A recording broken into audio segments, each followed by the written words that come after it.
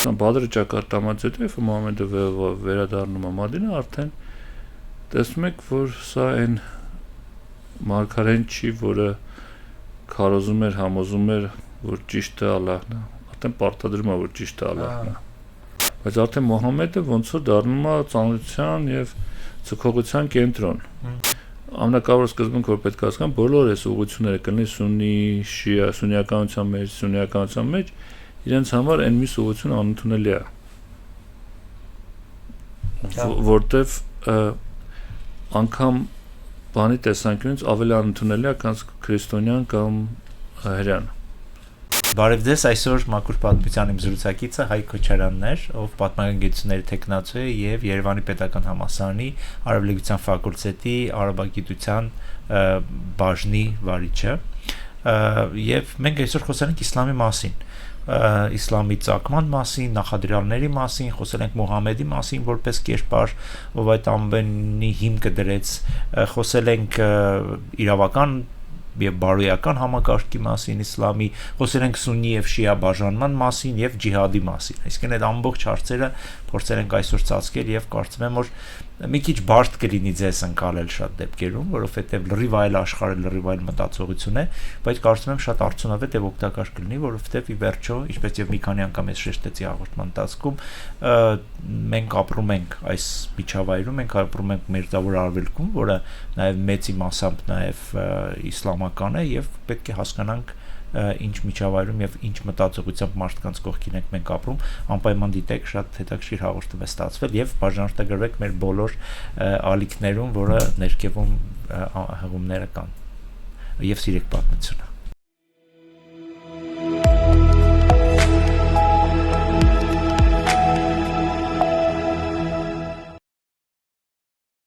Հայկ ջան, ողջույն։ Ողջույն։ Այսօր խոսելու ենք իսլամի մասին։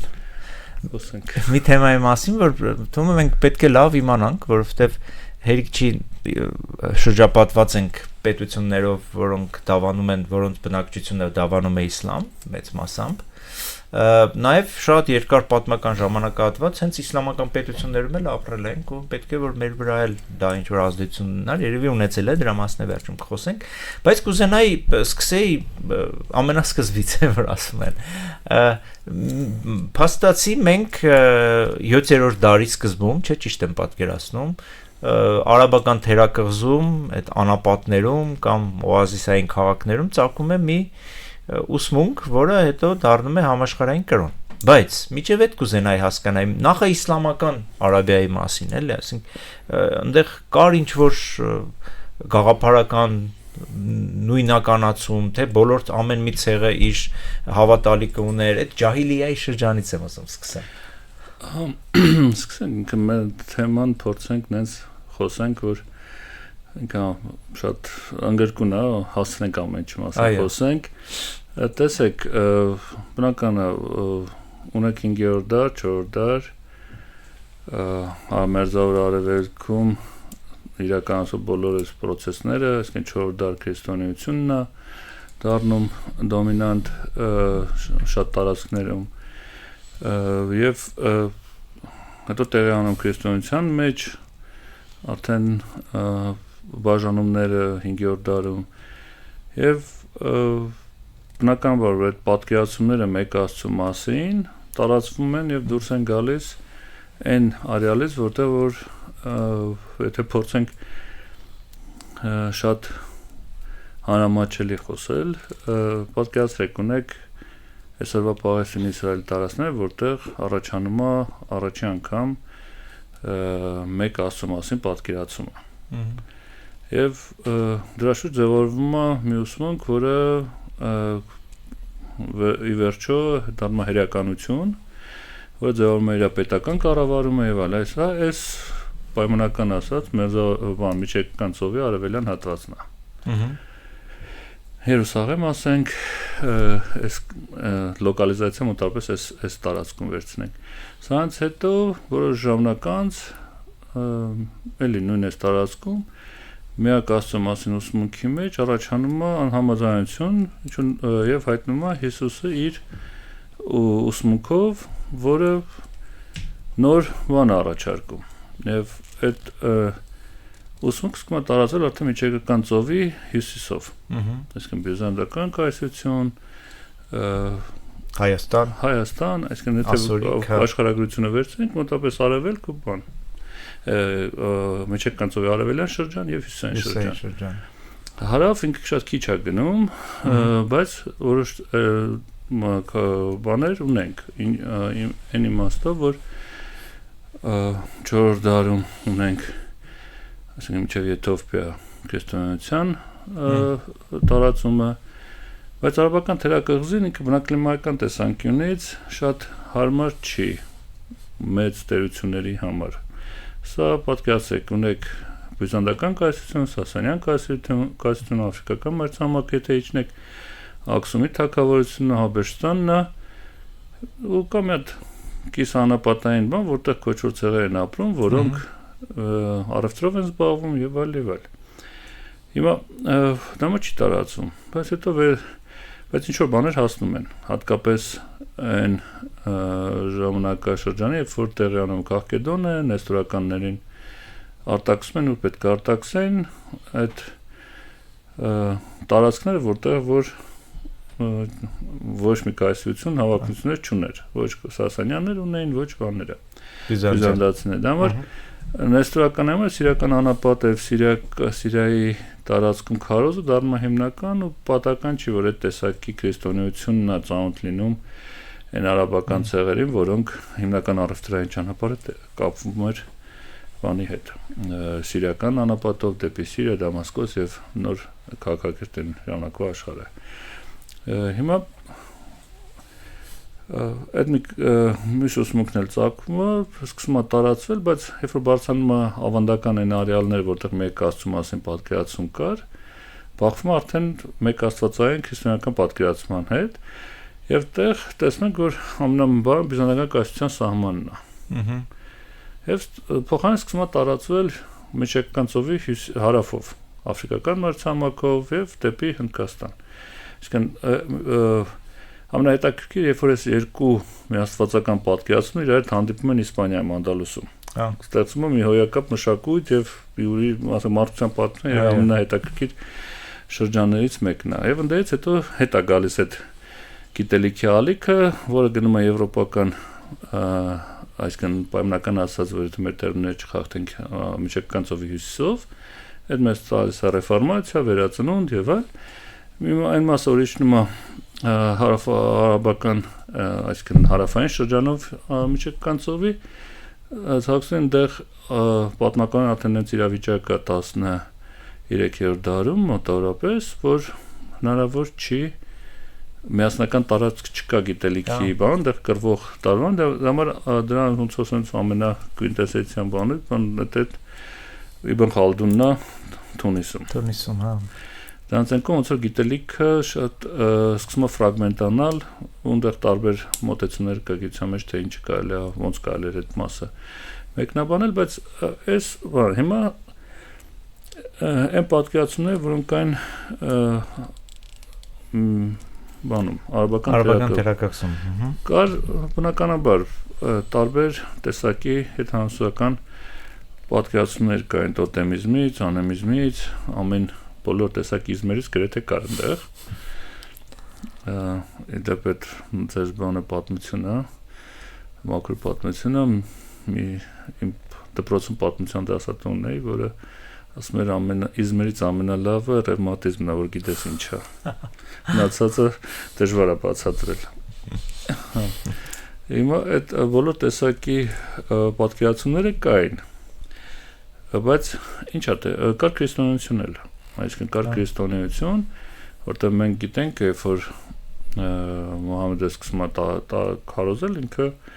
քրիստոնեական համայնք կար այնտեղ, Նաջրանում ապրող քրիստոնյաները Մուհամեդից առաջել էին քրիստոնյա, հետո էլ պահեցին այդ ստատուսը երկար ժամանակ։ Բայց նաև այդ շփումների, մշակութային շփումների եւ առևտրական կապերի շնորհիվ ձևավորվել էր նաև տեղական պատկերացում միակ աստծո մասին։ Հանաֆիականություն էին ասում, որտեղ եթե Ղուրանը բացեք, այատներից մեկում Մուհամեդը ասում է, որ Իբրահիմը Հանիֆ էր։ Իսկն Իբրահիմը այդ բոլոր միաստվածական կրոնների հայրն է, Աբրահամն է, եթե փորձենք էկվիվալենտը գտնել մեզ հասկանալի բանով, Աբրահամն է, բայց այսինքն այդ Հանիֆ դրա մասին կար պատկերացում։ Այդ հետո է դեռ, բայց ինչ է տեղ ունենում 5-րդ դարում մենք ունենք մի ահռելի մեծ շարժում արաբական թերակղզում, որը հայտնի է որպես կեղծ մարգարեների շրջան։ Որտեղ գրեթե բոլոր ցեղերը ունեին մարգարեներ, այսպես ասած։ Բայց ինչն է ստեղ, եթե փոխենք մի քիչ խոսելու տերմինաբանությունը, ակնհայտ որ 5-րդ դարում սկսում է այն անվտանգային համակարգը, որը կար արաբական թերակղզում, որը ապահովում էր մի մասը Սասանյան Պարսկաստանի հետ հարաբերության, մի մասը Բյուզանդիան, ու Բյուզանդիայի հետ մենք արդեն 6-րդ դարում տեսնենք, որ նույն Հաբեշտանը փորձում է անցնել նեղուցը եւ հարձակվել, այսինքն գրավել են հատվածները, որոնք որ արաբական թերակղզու հիմնական շրջանները։ Այսինքն այդ համակարգը սկսում է խախտվել։ Եվ այս կես մարգարեների հայտնվելը հիմնական պայմանավորվում որ բոլորը ինչ որ նոր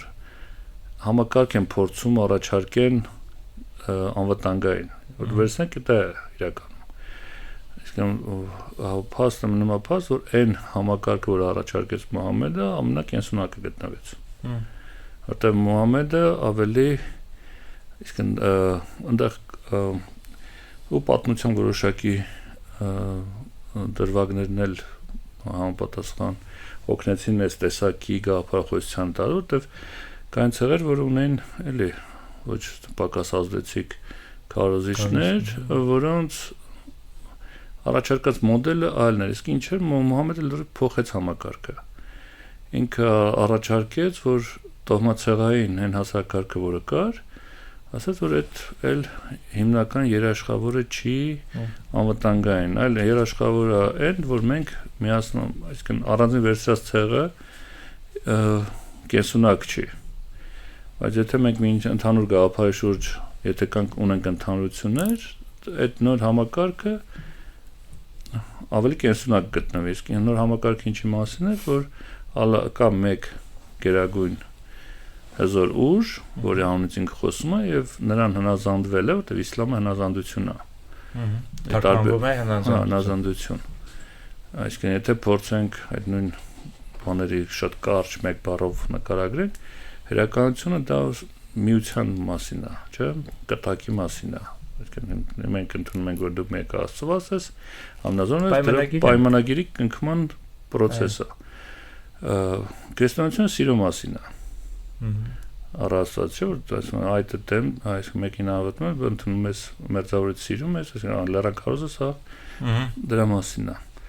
Այսինքն առանցքային արժեքային չեմ ասում մենակ դրա մասին, էլի, այսինքն մեկ բառով է բան, իսկ իսլամը հնազանդություն է, ասենք տարբեր տեսակի աշխարհայացք։ Դա շատ դժվար է հրեական համակարգից իսլամ ընդունելը, հրեային իսլամը դավան դառնալը։ Դա շատ հազագյուտ դեպքեր է, որտեղ դա ուրիշ հարաբերություններ է ասու հետ։ Ինչ տեղի ունեցավ Մուհամեդի առաջարկած համակարգը ասում էր, որ կապ չունի, որ մենք իրար հետ արունակից ենք արվել, եթե մենք հավատում ենք մեկ Աստծուն, դրանով մենք իրար հետ ենք միասնական ենք, մեկ ումմա ենք, մեկ միավոր ենք։ Ու այդ ումմայի մեջ մյուս կարևոր բանը որ արեց, այդ հավասարության սկզբունքները, ունեցվածքի, բարիքի հավասար բաշխումներ։ Ինչը արդեն 6-րդ դարի դրության արաբական թերակղզում լուրջ խնդիր է, որտեղ ցեղային իերարխիան ենթադրում է նման հարաբերություն, որ պետք է ցեղը հոգ տանի ցեղի մյուս անդամներին, բայց արդեն ձևավորվում էր այդ կալվածատիրական, ավատատիրական, ֆեոդալական ինչ-որ կարգերին բնորոշ բաներ, որ ցեղում կային տոհմեր, որոնք ամեն ինչ ունեին, մնացածը չունեն։ Դա եւ բնական աճն էլ։ Այնտեղ երկու բան կա նաև, որի հետ կա, որը պետք է հիշել, դենա որ արաբները մոտավորապես այդ ժամանակ հայտնագործում են, որ կա մուսոնային քամիներ, Այսինքն այդ նշանակում է կարելի է նավով առևտուր այդ ավանդական այն նավանգիցները, որոնք կային Եմենում, դրանց աշխարհագրությունն է փոխվում, այսինքն տարվա մի եղանակին ուղղությամբ են փչում, այսինքն ըստ ուղղությամբ են շարժում առևտուրը, այսինքն նավ ավելի երկար տարածք էր անցնում։ Դրան գումարած մյուս հայտնագործությունը, որ արել են, այդ թամբներ, որ ուղտին սկսել էին թամբել։ Այսինքն եթե պայմանական 1 ուղտ 200 կիլո էր թամբելուց հետո 500 կիլո, այսինքն 10 ուղտ պետք չի, 5 ուղտ է պետք։ Ապրանքաշրջանությունը մեծանում, եկամուտը մեծանում է, այսինքն ունեցվածքի բաշխման հարցեր առաջանում։ Այսինքն դրան գումարած նաև այս վերջի հետազոտությունները, որ նայում ենք, խոսում են մասին, որ մոտավորապես այդ ժամանակ նաև բնակլիմայական խնդիրներ առաջանում են Սասանյան Պարսկաստանի ջրային ռեսուրսների հետ կապված, դա համար շատ Էմպայրը, որ իսլամը սկսում է արդեն տարածվել, արդեն մեծ հաշվով Սասանյան Պարսկաստան շատ շուտ է անկնում։ Հետո բանն էլ կար, չէ, համաճարակն է կար, որ համաճարակի հարց կար, այդսաղ այս վերջի մի քանի տարի նման հետազոտություններ հայտնվում են, ինչ հետաքրքիր նաև էլի բացատրում է, թե ինչ այտենց շատ արագ ամեն ինչ ստացվեց, որտեղ վերցնեք արաբների արշավանքը նույն Սասանյան Պարսկաստանի ուղղությամբ շատ արագ որովհետև երկու մեծ կայսրությունները եւ Բյուզանդիան եւ Սասանյան պետությունը թուլացած էին այդ համավարակից այսօրվա տերմաներով իրար այդ կռիվներից, իսկ այստեղ մարդիկ ապրում էին նախ տարածքում, որտեղ մարդաբնակ չէր, դրա համար այնտեղ համավարակը չէր հասել եւ շատ ավելի ռեսուրսեր էին պարտվել։ Եվ հետո թեթև էին, շարժուն շարժունակ էին, մոբիլ էին, մոտավորապես նույն ինչ հետևեցնեք հունարոմեական, այսինքն եւ այսինքն հույն զինվորի բանը պարազինության թեթևեր կաց նույն եղավ մոնղոլների ժամանակ, այսինքն այս մոբիլությունը նույնը կարելի է բերել մինչև մեր այսօր հասցնել, որ մինչև այսօրվա Եմենի արաբները Եմենը, այսինքն դրոնների պատմությունը, այսինքն մոբիլության մասին է սա, տեխնոլոգիաների, բայց Մուհամեդը առաջարկեց նոր բան, ասեց ու այդ գերագույն պատկերացումը գերագույն ուժը Ալլահն է, իսկ Ալլահի պետք է նաև հիշել, որ հարավային Եմենը կամ Եմենի տարածք ինքը նստակյաց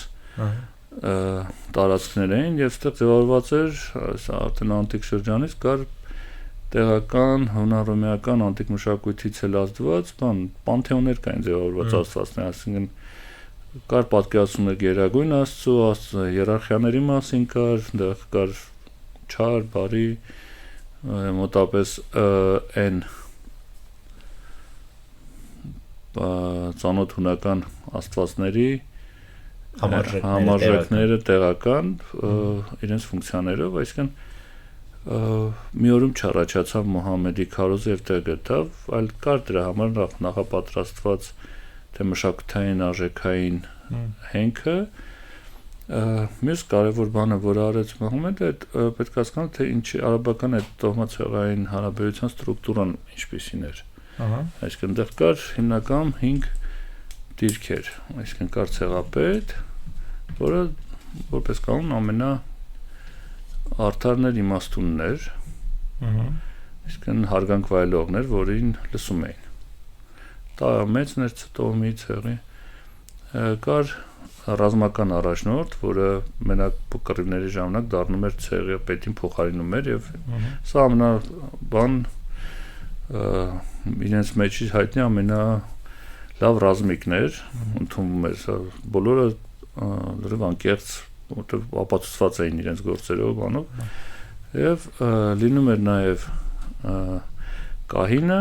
այսինքն քրմապետը, այսպես ասած, որը ինչ-որ հավատալիքների մասնագետներ, ծեսերի եւ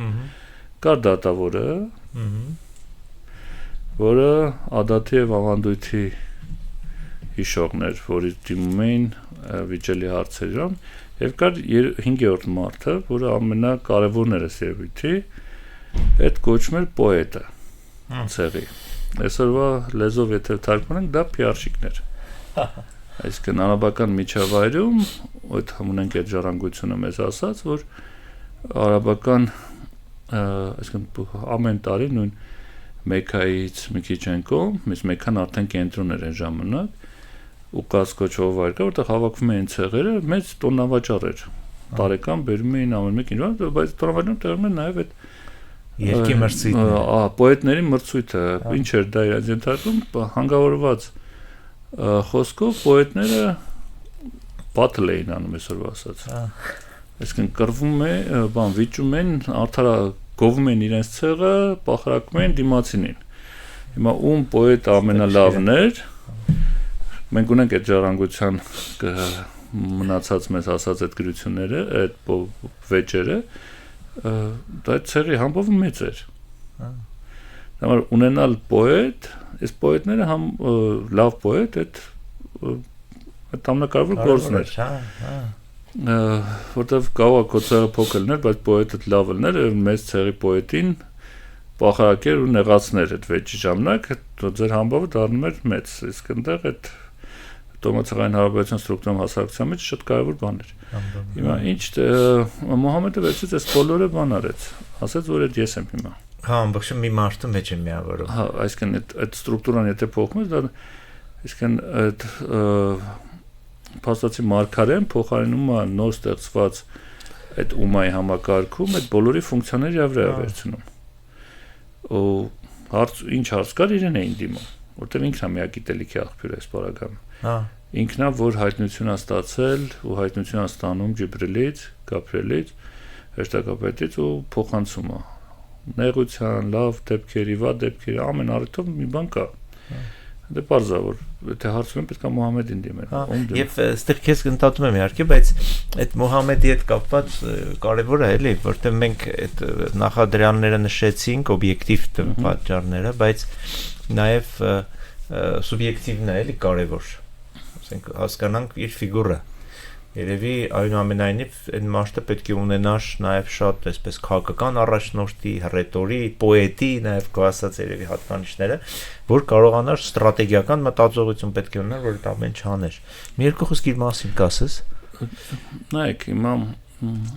որտեղ ինքը պատմական դեմք է, չէ, այսինքն մենք գիտենք, որ ինքը եղել է։ Հա, մուսուլմանի համար տենց հարցեր չկա։ Հա, Արաքելա։ Հա, Մարգարեա։ Անքննելի է, էլի։ Հա, այսինքն։ Հա Իսկ մենք որպես հետազոտողի, ասենք գիտությամբ այդ գիտությամբ իսլամագիտության զբաղ կարող ենք այդ հարցերը տալ, փորձել դրա պատասխանը գտնել, այն որ այսինքն ինքը խոսում է ճանաչելի, այսինքն որպես կանց լսարանը պահես, այսինքն առնվազն այն արժեքները, որոնք այդ պահին դեռ դոմինանտ են ու այն լեզուն, որով դու խոսում ես, պետք է ճանաչելի լինի այդ մարդկանց։ Այսինքն դա է գրավում, այսինքն նա այդ տեսանկյունից կարանք անենք, որ շատ մի ինչ-որ փուլի կարանք իրեն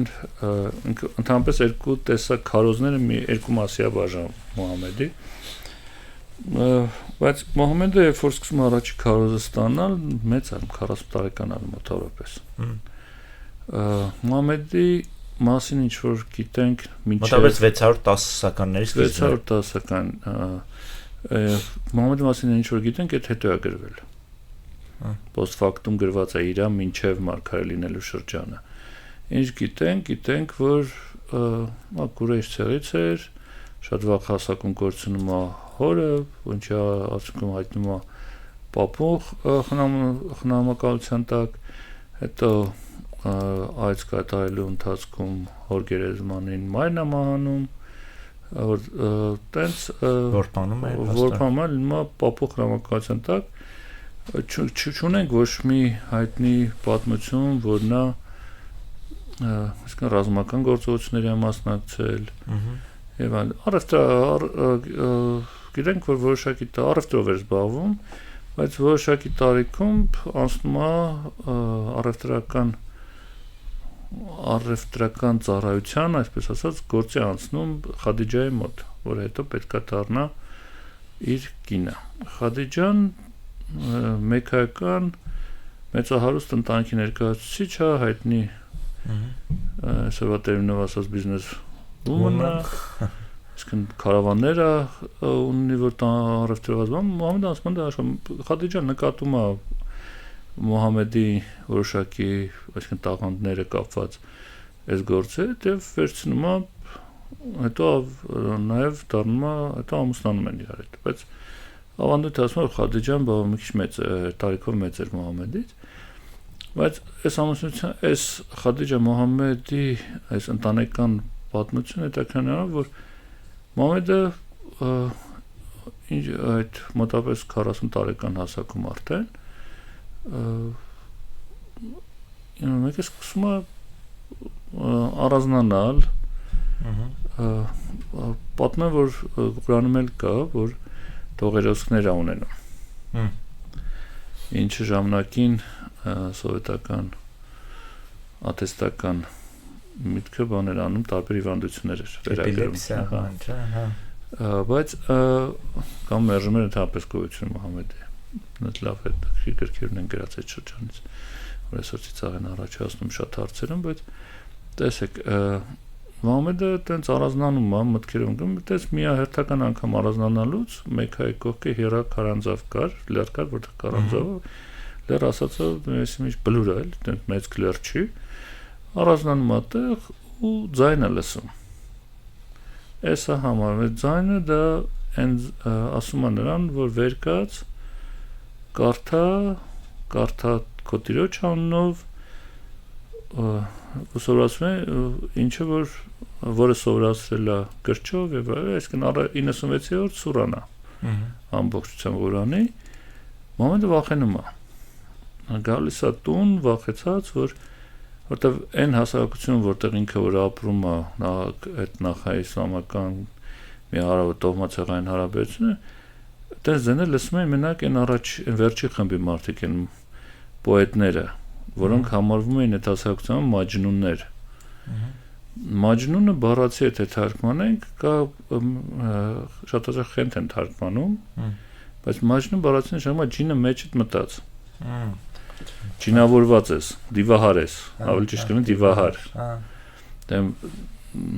Դա ջիները միշտ որ բարի էին։ Դա համար Մոհամմեդը շատ է վախենում։ Այս ամբողջը պատմում է այդ օրը մարդկության ճակատագրից ելնելով թե ինչ իրանց տանը լինում է Խադիջայի եղբայրը։ Վարակը, որը մի քիչ կրոնից հասկանում էր, քրիստոնեություն գիտեր, այսինքն կարդացած էր, ճամփորդած էր, գիտելիք էր կրում։ Երբ որ լսում այս պատմությունը, ասում է, չէ, գիտես, քո հետ բարձյալն էր խոսում։ Ու ստեղից է սկսվում կարելի ասել այդ առաջի քարոզի եւ հետագա Մոհամմեդի ընկալումը Իրան եւ իր միսիայի։ Այսինքն եթե հավատացած լիներ, որ չարիցա կարող ուրիշ պատմություն լիներ, բայց դե սկսում է քարոզը։ Այս իսլամի հայտնի են գրի առած այդ շրջանի պատմությունը, թե ոնց է սա ամեն ինչ սկսվում։ Հիմա այդ սկզբից դեռ բազա լսարանը քարոզի այդ իր ընտանիքն է, այդ մարդիկ են։ Բայց արդեն 40 տարեկան հասակում Մոհամմեդը հասցնում է արդեն այնտեղ պապնել է դրանց հետո մահանում հոր եղբայրը, որը խնամակալն էր, ստանձնում է խնամակալությունը, մոտավորապես այս քարոզի սկսելուց մի 5-6 տարի հետո, մինչև 10 տարի հետո, Մոհամմեդը փաստացի արդեն ինքը չկա ցեղի, գտնում է ցեղի հովանդ, որտեղ հասարակություն մեկ է տոհմացեղային է, բայց կամաց Մեքքայում սկսում է արդեն խնդիր առաջանալ, որտեվ այս Մոհամմեդը այս սկսած երբ որ հասկանում է, որ ինքն էլ է արդեն Իրան ընկալում, որ միսիայի կատարողին, դուրս է գալ ընտանիքի շրջանից, սկսում է քարոզել Մեքքայում։ Եվ որտեղ էր ամենահարմար տեղը քարոզելը, այդ ուղղազի միջոցով, երբ որ տարբեր ցեղեր գալիս էին, հավաքվում էին, բաներ են հոսում, իսկ լսարան կար։ Ինչ ոնց էր ասում այդ քարոզը ճիշտ այն ժամանակ չկար այսքան լոլիկներ որ շփորտեին բայց այսքան շատ դաժան էր ասում որտեղ ծաղրում էին հարվածում էին այդ փոքր համայնքին ովքեր որ Մոհամմեդի հետևից գնում էին բայց մոտավորապես արդեն գիտեն 20 թվականից սկսած շատ է լարվում 620 թվականին իրավիճակը որ Մեքքայի արդեն էլիտան կամ օլիգարխատը, այսպես ասած, փորձում է վրեժխնդիր լինել, որտեղ այն կարգերը, որոնք որ հաստատվել էին, որոնք կային, որով հնարավոր էր հետագայում նաև ֆինանսական իրենց բարոյական տնտեսական կյանք մոմենտը քանդում էր, այսինքն հիմնական արնակցական կապը, որը կար, քանդվում էր, որտեղ տարբեր բաներում էին հայտնվում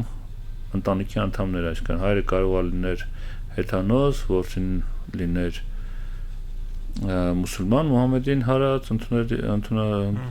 այդ գաղափարնակիցեր, դա կոնֆլիկտ կար, որ Մուհամեդը շատ չոր էր հեթանոսության հանդեպ խոսում, անգամ այդ վիճակում ոչ թե դոմինանտ եւ արդեն ուժ էր ներկայացնում, քարոզի ժամանակ ասում էր, որ դրանք բան է, այսինքն դժոխքում են այրվելու հեթանոսները, տանջանքներ էր այդ Անդեշիմյան պատմում եւ նկարագրում դժոխ դրախտը, եւ դա լարում էր հասարակությունը, մի քանի փորձեր լինում են Մուհամեդի հետ հաշվառդատեսն, բայց դա մոտավորապես այդ 19-20 թվականին Մուհամեդի եւ Յասրիբի օազիսի պատվիրակության, այսպես ասած, հանդիպում քննարկումը Ակաբայում, որ հետո դառավ Մադինա։ Ինչեր են դեղել երկու հիմնական ցեղեր կային, որ վիճում էին իրար հետ։ Ասեն Բանու Աուսներն ու Բանու Խազրաջները։ Սրանք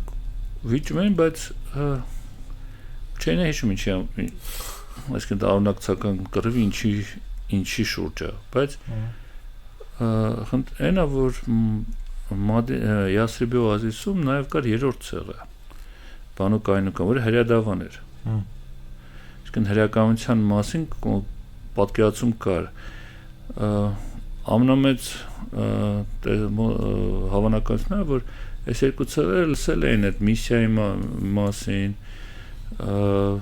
աշխարհի վերջերին ծանոթ կոնտեքստ էր, երբ որ լսեցին Մուհամեդի մասին, որ ինչ հայտնվել է մեկը, որ ասում է, որ ինքը մարգարե է, Մուհամեդին ընկալեցին այդ կոնտեքստում։ Այսինքն հեղինակության եւ գիտելիքի տեսանկյունից եւ դա համար պատվիրակություն կազմեցին, եկան Մուհամեդի հետ հանդիպեցին, պայմաններ քննարկեցին, երկու հանդիպում է տեղ ունենում, երկրորդին կնքում են համաձայնագիր, որը հայտնի է որպես Մադինայի համաձայնագիր, դա ընդունածանվել իսլամի ամենաառաջի փաստաթուղթը, ասենց ասած։ Արևմտյան գիտական տրադիցիայում դա կոչվում է սահմանադրություն, Մադինայի սահմանադրություն, Constitution of Medina, բայց համաձայնագիր էր, ինչ էր մեջը գրած էր կետերով, ով ինչի համար է պատասխանատու։ Իրան փաստորեն վարձում էին, որպես երրորդ միջնորդ դատավոր էին տանում, որը Մուհամեդը համաձայնվեց իր պայմաններից մեկը իսլամ ընդունելներին, որ պետք է այսինքն ինչ կոդեքսով միջնորդություն անի, եւ սա այն հիմնական process-ն է, որը ապահովում է 20 թվականից հետո լարված իրավիճակի, երբ որ արդեն համայնքը շատ է վտանգված Մեքքայում 22 թվական Մուհամեդը արդեն կազմակերպում է այս իր հիմնական կողմնակիցների տեղափոխումը Մեքքայից Մեդինա, ավելի անվտանգ միջավայր։ Եվ դա մենք կոչում ենք հիջրան։ Այսինքն մուսուլմանները սկսում են իրենց տարեգրությունը հաշվել այդ թվականից։ Այսինքն հիմա երբ որ հանդիպում ենք տարբեր իսլամական տարբեր թվականներ, իրենք հաշվում են հենց դա 0 թիվն է, կարելի է ասել։ Այսինքն պատկերացրեք, որ մենք էլ հայոց մեծ թվից սկսենք հաշվել, այսինքն 800 հաշվում են, 800, 500 այնտեղ մուսուլմանական բանը որ դնենք 2492 մեր թիվը։ Հա, մենք մոտ ենք իրար, եթե նայենք մի 100 տարի է այս կողմենքում, եթե թվերը դնենք իրար կողք, բանկանք տոմարները եթե, բայց ուզում ասեմ, սա իրենց ավանդույթն է, որ այսօր դու կարող եք հանդիպել տարբեր թվագրություններ, երբ որ գրած է լինում։ Յասրիբ քարոզը, որ Մուհամեդի այդ կերպարը որ հարցնում եք, մեքքայական շրջանը շատ կապված է այդ արժեբանական քարոզի հետ, դեռ ոճերն են տարբեր քարոզի, բայց Մեքքայում, Մեդինայում լրիվ փոխվում է այս համակարգը։ Փոխվում է դա ոչ թե 22 թվական, այլ ասացված կնենք, չէ՞ ասում առաջի օրվա հյուրը ոսկի է, երկրորդ օրվա հյուրը արծաթ է, երրորդ օրը մի ինձ կտորել չարժի։ Կամ այլ կերպ ձևակերպվում է դա հազվադեպ մեջ, հիմա այստեղ է դա եկածները, ովքեր եկել էին Մոհամեդի հետ ու իր գլխավորությամբ, Մոհամեդը ընդհանրապես վերջինն է լքում Մեքքան, ավանդույթը մեզ պատմում է, որ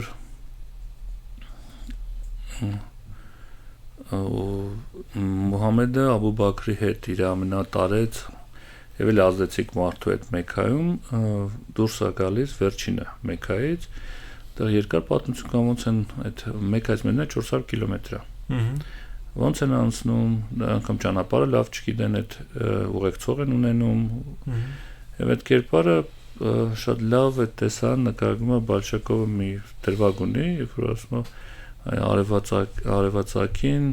3 ուրվագծեր մոտենում էին Մադինային, 2 ուխտեր նստած, մեկը դիմացից ուխտերը տանում էր, ու դա այդ Մոհամեդներ, Աբու Բաքրը ուղեկցող որ մտնում էին Մեդինայով, այդպես փոխվեց, ասում եմ, մարդկության պատմությունը։ Պոետիկ է։ Պոետիկ, բան, շատ սիրուն գեղեցիկ նկարագրում է, այդպես տեսարանը շատ, այսինքն փոխվեց մարդկության պատմությունը, իսկ առաջի տարին 22-23 թվական սրանք եկածները, մոհաջերները, ովքեր որ տեղափոխվել էին, ու այն մարդիկ, ովքեր ընդունեցին այս մարդկանց, անսարները, սա սկսում է գետո կոնֆլիկտ առաջանալ։ Այստեղ մի կարևոր հանգամանք կա, որ պետք է բնական է ֆիքսենք, որ այդ տեղափոխման հետո Մոհամեդը ճիշտ է քարոզում էր, որ ճիշտ միակ Աստծո մասին է պատկերացումը, բայց մեկ էլ տեսանք, որ բանա առաջի գործընթացը, որ տեղի ունենում մեկը տեղափոխվել, մեկից մեկը տեղափոխվելուց հետո, դա այսպես ասած եղբայրացման ծեսն է անսարների եւ մոհաջերների։ Այսինքն ինչ է կատարվում։ Այսինքն դասական եղբայրացման ծեսն է, ափերը կտրել, արուները խառնել, այսինքն այն ինչին որ ասում են արունը կարևոր չի, սա տեսնում ենք, որ դրա այսինքն դեռ տեղ չի ասել ամբողջ արժեքային համակարգը, մեկը ծանոթ մեխանիզմներով է Մոհամեդը փորձում ստեղծի այդ կապը։ Ինչ է տեղում, մեկ անսար, մեկ մոհաջիր եղբայրանում են։ Մենք ունենք այդ ցուցակները, որ այսինքն մնացել է ով հետ, ավանդ պատմա, որ բոլորին եղբայրացնում են, վերջում մնում է Ալին, որը Մոհամեդի հորեղբոր տղան էր։ Ալին ասում է, բա իմ եղբայրը ով է, մոտավորապես տենց։ Հիմա ասում է, ես եմ քո եղբայրը։ Այսինքն սա այդ շիականության մեջ շատ կարևոր դեր է խաղում։ Ինչի տենց։ Այդ ծեսը շատ կարևոր է, որ այդ հասկանալու որ մեկը դեռ այդ նոր քարոզվող գաղափարախոսություն իր արժեքային հիմքով տենց ընկալելի չի այդ հասարակությանը։ Ինքնին որոշ բաներ հասկանում է, որոշ բաներ չի ընկալվում, դեռ պետք է մի քանի դար հետո ենք տեսնում այդ ամեն ինչ ինստիտուցիոնալիզացիան, էլի։ Բայց այստեղ այդ պատկերն ունենք, Մոհամեդը բնականաբար այս ամբողջ հետո կողքից հիշում են կար մի հատ էլ երրորդ ցեղ հրադավանները, որոնք հնարավորինս ամեն ինչով ծաղրում են Մոհամեդին, որտեղ նրանք իրենց ուսմունքից հասկանում են, որ այստեղ ինչ-որ մի բան է, ինչ միսիա, ինչ բան, իրանք ուրիշ բան գիտեն, որտեղ քանի դար արդեն գիտելիք հակուտակված մեկնաբանություններ կա, եւ Մոհամեդին սկսում են էլի թե կարելի է օգտագործել տրոլ անել։ Այսինքն ինչ կա, ասեն ասում են դե կաս, ասես այս ինչ հարցեր է, որ սենց է, ոնց է լինում։ Աստվածաբանական հարցեր կլինեն, կենցաղային հարցեր, այսինքն շատ այսինքն օրինակներից մեկը, որ շատ բերում ենք ուսանողներին, դե ոնց է լինում, որ տղա է ծնում կամ աղջիկ։ Պատկեր, այսինքն մարգարե է, գիտելիքի գրողն է, ասում այս մարգարեմ գալիս են հրական ուսմունքին ծանոթ տարերով Միշնայում բան կարդացած Տորա տարբեր իր երախյակա գիտելիքի հետ ամեն ինչի ու հարցեր են տալի Մոհամեդին, պարզապես Մուհամեդը ինչ պատասխան չի բռնում այն կուտակած գիտելիքին, ու սկսում են ծաղրել, չէ, բայց Մուհամեդը շատ պարզ պատասխաններ է տալիս, հասկանում, իրանց համար անընդունելի է այդ օգրական, բայց այն լսարանը, որ իրան լսում են, շատ լավ է հասկանում այս մարդը ինչ ասեց։ Ու այդ լարումը կա, ու դրան կուտակումը տնտեսական հարց է, որտեղ մարդիկ ունեցված չեն բերել իրենց հետ, ապրում են ընդունող կողմի հաշվին, կամաց ձևավորվում է այդ հասարակության մեջ այդ մեծ հարցականը, թե որ դու մարգարե ես, ու ամենաբարձրալը քո կողմից ամենակարևոր ուժը, այս տնտեսական հարցերը ոնց է լուծում, իսկ ինչ պետք է անել Մուհամեդը այդ հարցը լուծելու, որտեղ ուրիշ մեխանիզմ չկա այդ հարցը լուծելու, քանց քարավան կտրելն է, չկա այդ է ունեցվածքի միակ տարբերակը, դրա համար առաջի արշավան կազմակերպումը առաջի, այսպես ասած, գործողությունը ում քարավանը պետք է կտրեր, մեքացիների, որտեղ հիմնական առևտրական իրանք են մեքացիներ են գալիս Մեդինայի մոտով գնում սիրիական քաղաքներն առևտուր անելու, եւ այդտեղ անում այդ առաջի հարձակումը վանին, քարավանին, որը անհաջող է անցնում, ավելի է խորացնում լարվածություն հասարակության մեջ, թե արդեն ավելի մեծ հարց առաջանում, եթե դու մարգարե ես, եթե դու քո ասած ամենաուժեղ ուժը քո հետևից է գալիս, ոնց կպարտվեցի կամ այդ ինչ անհաջողություններ։ Այդ բոլոր առիթներով ունենք հայտնություններ են մարգարեի, որը բացատրում է այդ ամեն ինչը։ Անչափահասությամբ, անհավատությամբ, որ մինչև վերջ չէիք հավատում եւ այլն նման տեքստեր կան։ Բայց մյուս կողմից ունենք մեքացիներ, որոնց համար այդ այն Մուհամեդն է, որը հազիվ փախավ։ 3-1 այսօր 2 արդեն քարավանն է իրանց կտրում։ Դե իրանք էլ հավաքում են զորքը, ասում են պետք է գնանք պատժենք այդ Մուհամեդին։ Այդ մեր մոտ արդեն 624 թիվն ենք մոտենում, գալու է դրանք հանդիպում են Բադր կոչվող այդ տարածքում, Բադրի ճակատամարտն է, որտեղ Մուհամեդ մուսուլմանները արդեն թվեցին համախոհները ավելի քիչ են, քան մեքացիները, բայց հաղթում են մեքացիներին, հաղթում են իրենց քիչ ուժերով, իսկ հաղթելը ունենում է երկու հետևանք, առաջինը մեքացիները, որ արշավի գալիս են այդ 400 կիլոմետրը, որպեսզի գան, ու գալիս են լավ պատրաստված, թիկունք, այսինքն ունեցվածն, այսինքն այդ բավականին թիկունքի ապահովման պարագաներ հետները բերելու, այսինքն մեծ ունեցվածքով գալիս են արշավանքի, որ երկար պրոցեսներ պետք է պատժեն, Մուհամեդը ամեն ինչը, երբ որ հաղթում է մեքացիներին, սա իրանն է, այսինքն դրա 20 Բադրի ճակատամարտից հետո, երբ Մուհամեդը վերադառնում է Մադինա, արդեն տեսնում եք, որ սա այն մարգարեն չի, որը քարոզում էր, համոզում էր, որ ճիշտը Ալլահն է, արդեն պարտադրում է, որ ճիշտը Ալլահն է։ Հաղթած հրամանատարի, այսինքն պետության ղեկավարի հետ գործ ունենք։ Ինչ որ նոր բան է, այսինքն սա փոխում է, հետո հետագա պատմությունների տարբեր այնտեղ անհաջողություններ էլ լինում եւ այլ, բայց դրա կապակցությամբ կա այդ հայտնությունը, թե ոնց այսինքն ոչ միայն անհաջողություններն է հայտնության ապը, նաեւ հաջողություններն էլ հայտնության, որը խախուսում է տեքստերը, եթե նայում եք։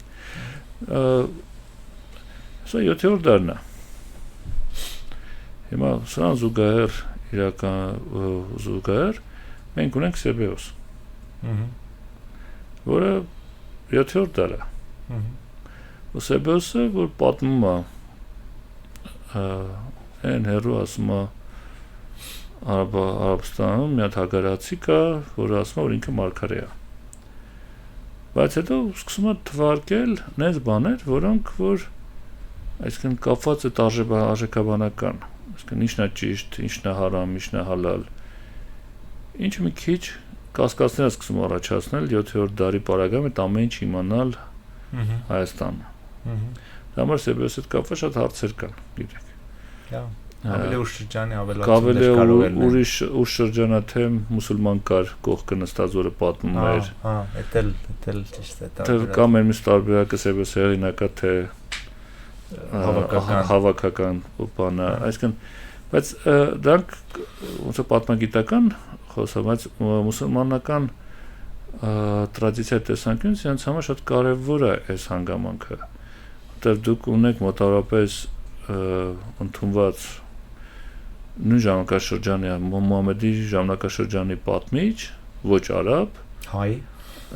հայ, որը ասում է, որ համարյա այն ասում, ինչ որ արաբներն են ասում։ Պաստան ես չի մտած, պաստան ինքը պետք է որ լավ արժևորվի շատ արժևորվում, շատ է թարգմանվում, շատ է հավում, դեռ մի ուրիշ դրվագ կա, որ Սեբեոսին շատ են սիրում արաբները, կապված է Երուսաղեմի հետ, որ Երուսաղեմի մասին խոսում է չի շատակում լացիպատը։ Այնք ասում են, տեսեք, YouTube-ում չկար այդ ինտեղ։ Այսինքն շատ հետաքրքիր բաներ կան, բայց սիրում են արաբները։ Չնայած մենակ հայկական ավանդույթը չի, որտեղ եթե բացեք, բանը կա Հոլանդը մի հատ գործ ունի գրած, որ կոչվում է Islam as others saw it։ Բոլոր տարածաշրջանի բոլոր լեզուների ու աղբյուրները փորձել է հավաքել այն իսկն հրեական, ասորական, հայկական, հունական, պարսկական, վրացական ինչ որտեղ ստեղծվել է գիտելիք իսլամի մասին, տենց աղբյուրներով հավաքել է դրվագները, այսինքն բավական հետաքրքիր գիրք է, որ այսինքն միտեղ կարելի է տեսնել այդ ամբողջը։ Ունդեղ հայկական աղբյուրները շատ կարևոր են, տարբեր փուլերի հայկական աղբյուրները։ Սա ասում եմ, այսքան երկախոսություն, կան ձեր առաջի հարցին, թե մենք այս ամեն ինչի մեջ որ լավ ապրում ենք, շփվել ենք, ունենք լավ պատմություն, վատ պատմություն իրենց հետ, բայց մի ուրիշ խնդիր կա, որ այսինքն գիտական տեսանկյունից եթե փորձենք նայենք, մենք շատ հաճախ մահմեդական ենք օգտագործում։ Հա, մահմեդական մուսուլման տերմինների մասին։ Ավանդույթը մեր աղբյուրագիտական, պատմամատենագիտական մահմեդականություն է գրում։ Հա, ոչ մեկ չի հերքում դա։ Նույն ձևի գրում էին շատ բաներ։ Այսինքն մինչև 20-րդ դարի 50-ական թվականը բոլոր լեզուներում դուք հանդիպեք մագամետանство, Մուհամեդի շեշտունդը, մուհամեդանիզմ, բան, իրանք տենց էին ասում, որտեղ կար պատկերացում, որ դա նույն մոտեցումը ինչ որ քրիստոնեության քրիստոնեությունը Մուհամեդը ստեղծել է գիտելիք, ուրեմն մուհամեդականություն է։ Բայց իսլամի տեսանկյունից այդ հեթանոսությունը հա, մարդու հետ պետք է կապ։ Որտեղ իսլամը կա ուղղություն, որը Մուհամեդին Աստված ասում է բան, այսինքն դրանց կարաս ասես մահմեդական։ Հա։ Բայց սա մուսուլմանները իրենք իսլամին, Ալլահի կամքին են հազատ, մուսուլման են նրանք։ Դա համար գիտական գրականության մենք չունենք էլ օտարալեզու առնալ, որը գրեն մուսուլման, իսլամ։ Դա հետո ավելի զարգացավ այդ ամեն ինչը, թե ուրիշ բան կար Հոջսոնը, որը առաջացած մուսլիմի կետը, մի քիչ չիլում հայերեն ճիշտ տերմինը թարգմանել, այսինքն ինչ է իմաստը, ոչ թե իսլամականացված տարածք, այսինքն որտեվ հիմա բաղրատունները մուսուլմանոց չէին, բայց ապրում էին մի տարածք կամ այդ արժեքային տեսան, իսլամի վրա հիմնված մի մեծ արժեքային դաշտ էր ձևավորվել, որտեղ տարբեր հավատների մարդիկ էին եւ միավորներ էին ապրում, դա որպեսզի չասես մուսուլմանական էր, առաջարկվեց այդ իսլամակետի տարբերակը, որը մի քիչ փորձեցինք թարգմանենք, գերան իսլամացած, իսլամականացված, դեռ այդ օգտագործում ենք այդ տերմինը տարբեր կոնտեքստում, դեռ ինքը չի ֆիքսել, որտեղ ընդհանուր չեն կամ շատ հարմար թարգմանենք, որտեղ ինքը կայս մի քանի տարբեր իմաստներ էլ է մեջ ծածկում, մի քիչ դժվար է, բայց մոտեցում պարզ է, որ դու դաշտն է այդ արժեքի վրա հիմնված, այնտեղ կան տարբեր բաներ, հիմա Բագրատյանց Հայաստանում կար արաբական հպատակություն։ Կայսիկների էմիրություն Հա, այսինքն հիմա սրանք քրիստոնեական չէին։ Հա։ Այսինքն սա խնդիր է, մենակ մեր պարագայում, այսինքն այնտեղ էլ այլ կոնֆիգուրացիաներ կան։ Հիմա այս ամբողջը դա համար մենք ուսանողներն էլ սովորացնում ենք մուսուլման են, այս մարդիկ։ Այսինքն ճիշտ է կոչել մուսուլման։ Մուսուլման։ Մեր մատենագիրները եւ պատմության աղբյուրներով զբաղողները համաձայն չեն էլ միշտ կվիճել, բայց Ալընտրանքը դե արաբներն չասենք արաբ, ասենք հագարացիներ։ Որտեղ ժամանակի Որտեղ ավելի մատնագրության մեջ արաբ էլ կա, հագարացի էլ կա։ Բայց գիտություն զարգանում է, գիտություն դրանով է, որ այսինքն եթե դու տերմինով ճիշտ նկարագրում ես երևույթը, ավելի հեշտ է դա աշխատում։ Ճիշտ է։ Ճիշտ է։ Կանք վերադառնանք Մուհամեդի մոտ։ Փաստացի մենք տեսնում ենք արդեն ռազմական առաջնորդ, որը սկսում է նաև իր կրոնը տարածել, դե առաջ միայն քարոզով, հիմա նաև զենքով, ճիշտ եմ, չէ՞։ Պարտադրելով, զենքով, այսինքն պարտադրելով։ Սա ինչ նշանակում է, որ ունեք արդեն Մեդինայում ձևով մի առաջնորդ, որի համբավը սկսում է տարածվել ամբողջ արաբական թերակղզում, որ այդ տեսեք այն կամ մեկը Մուհամեդը, որին լսել էին, որին գիտեին, որ կա ինչ Մուհամեդ, բայց արդեն Մուհամեդը ոնց որ դառնում է ծանրության եւ ցկողության կենտրոն։ Այսինքն այն իսկ ինչով է դա նաեւ գրավիչ դառնում, ոչ միայն առաջին դե ուժն է։ Ցույց տալ, որ ուժեղ ես, այսինքն այն ինչ որ ասում էր, դու քարոզումը ոնց որ ճիշտ բան էիր ասում, ապացուցե եղավ, փոքրաթիվ զորքով հաղթել եք մեծաթիվ բանակի։ Երկրորդը Մուհամեդն սկսած այդ բայ սկսում է ձևավորվել այդ իսլամի լրիվ այդ իրավական համակարգը, այսինքն զոհվածներին տանեքին ինչա հասնում այդ ավարի որ մասը ումն է, սկսում է ձևավորվել այդ հարաբերությունները ումմայի անդամներին չթողնել միայնակ, այսինքն այդ էգալիտարությունը որ կա, որ քարոզում է, սկսում է արտահայտվել։ Սա դառնում է գրավիչ նաև, որտեվ դրա ալընտրանքը կա իերարխիկ մոտեցումներ ֆեոդալական, ավատատիրական տարբեր համակարգեր, նույն ցեղային տարբեր ստրուկտուրաների մեջ նույն արաբական համար սկսվում է ամբողջ դրանց չէ, բայց որը արդեն հիմնականում մեծ թափով 630 թվականին, երբ որ Մուհամեդը Մեքքան է գրավում, դրանից հետո սկսվում է արդեն Մուհամեդի, այսպես ասած, այդ պատվիրակությունների շրջանը։ Բոլոր ցեղերից գալիս էին, հարակից, ասում են, մենք ցեղապետը գալիս էր, ասում էր, մենք մեր ցեղով բանու ես ինչ ընդունում է իսլամ։ Այսինքն հնազանդություն էր հայտնում Մուհամեդին, դաշինք էր կնքում, պայմանը ինչ էր, ընդունում եք, որ Ալլահը միակ նաև չկա բացյալ այդ աստվածություն, ու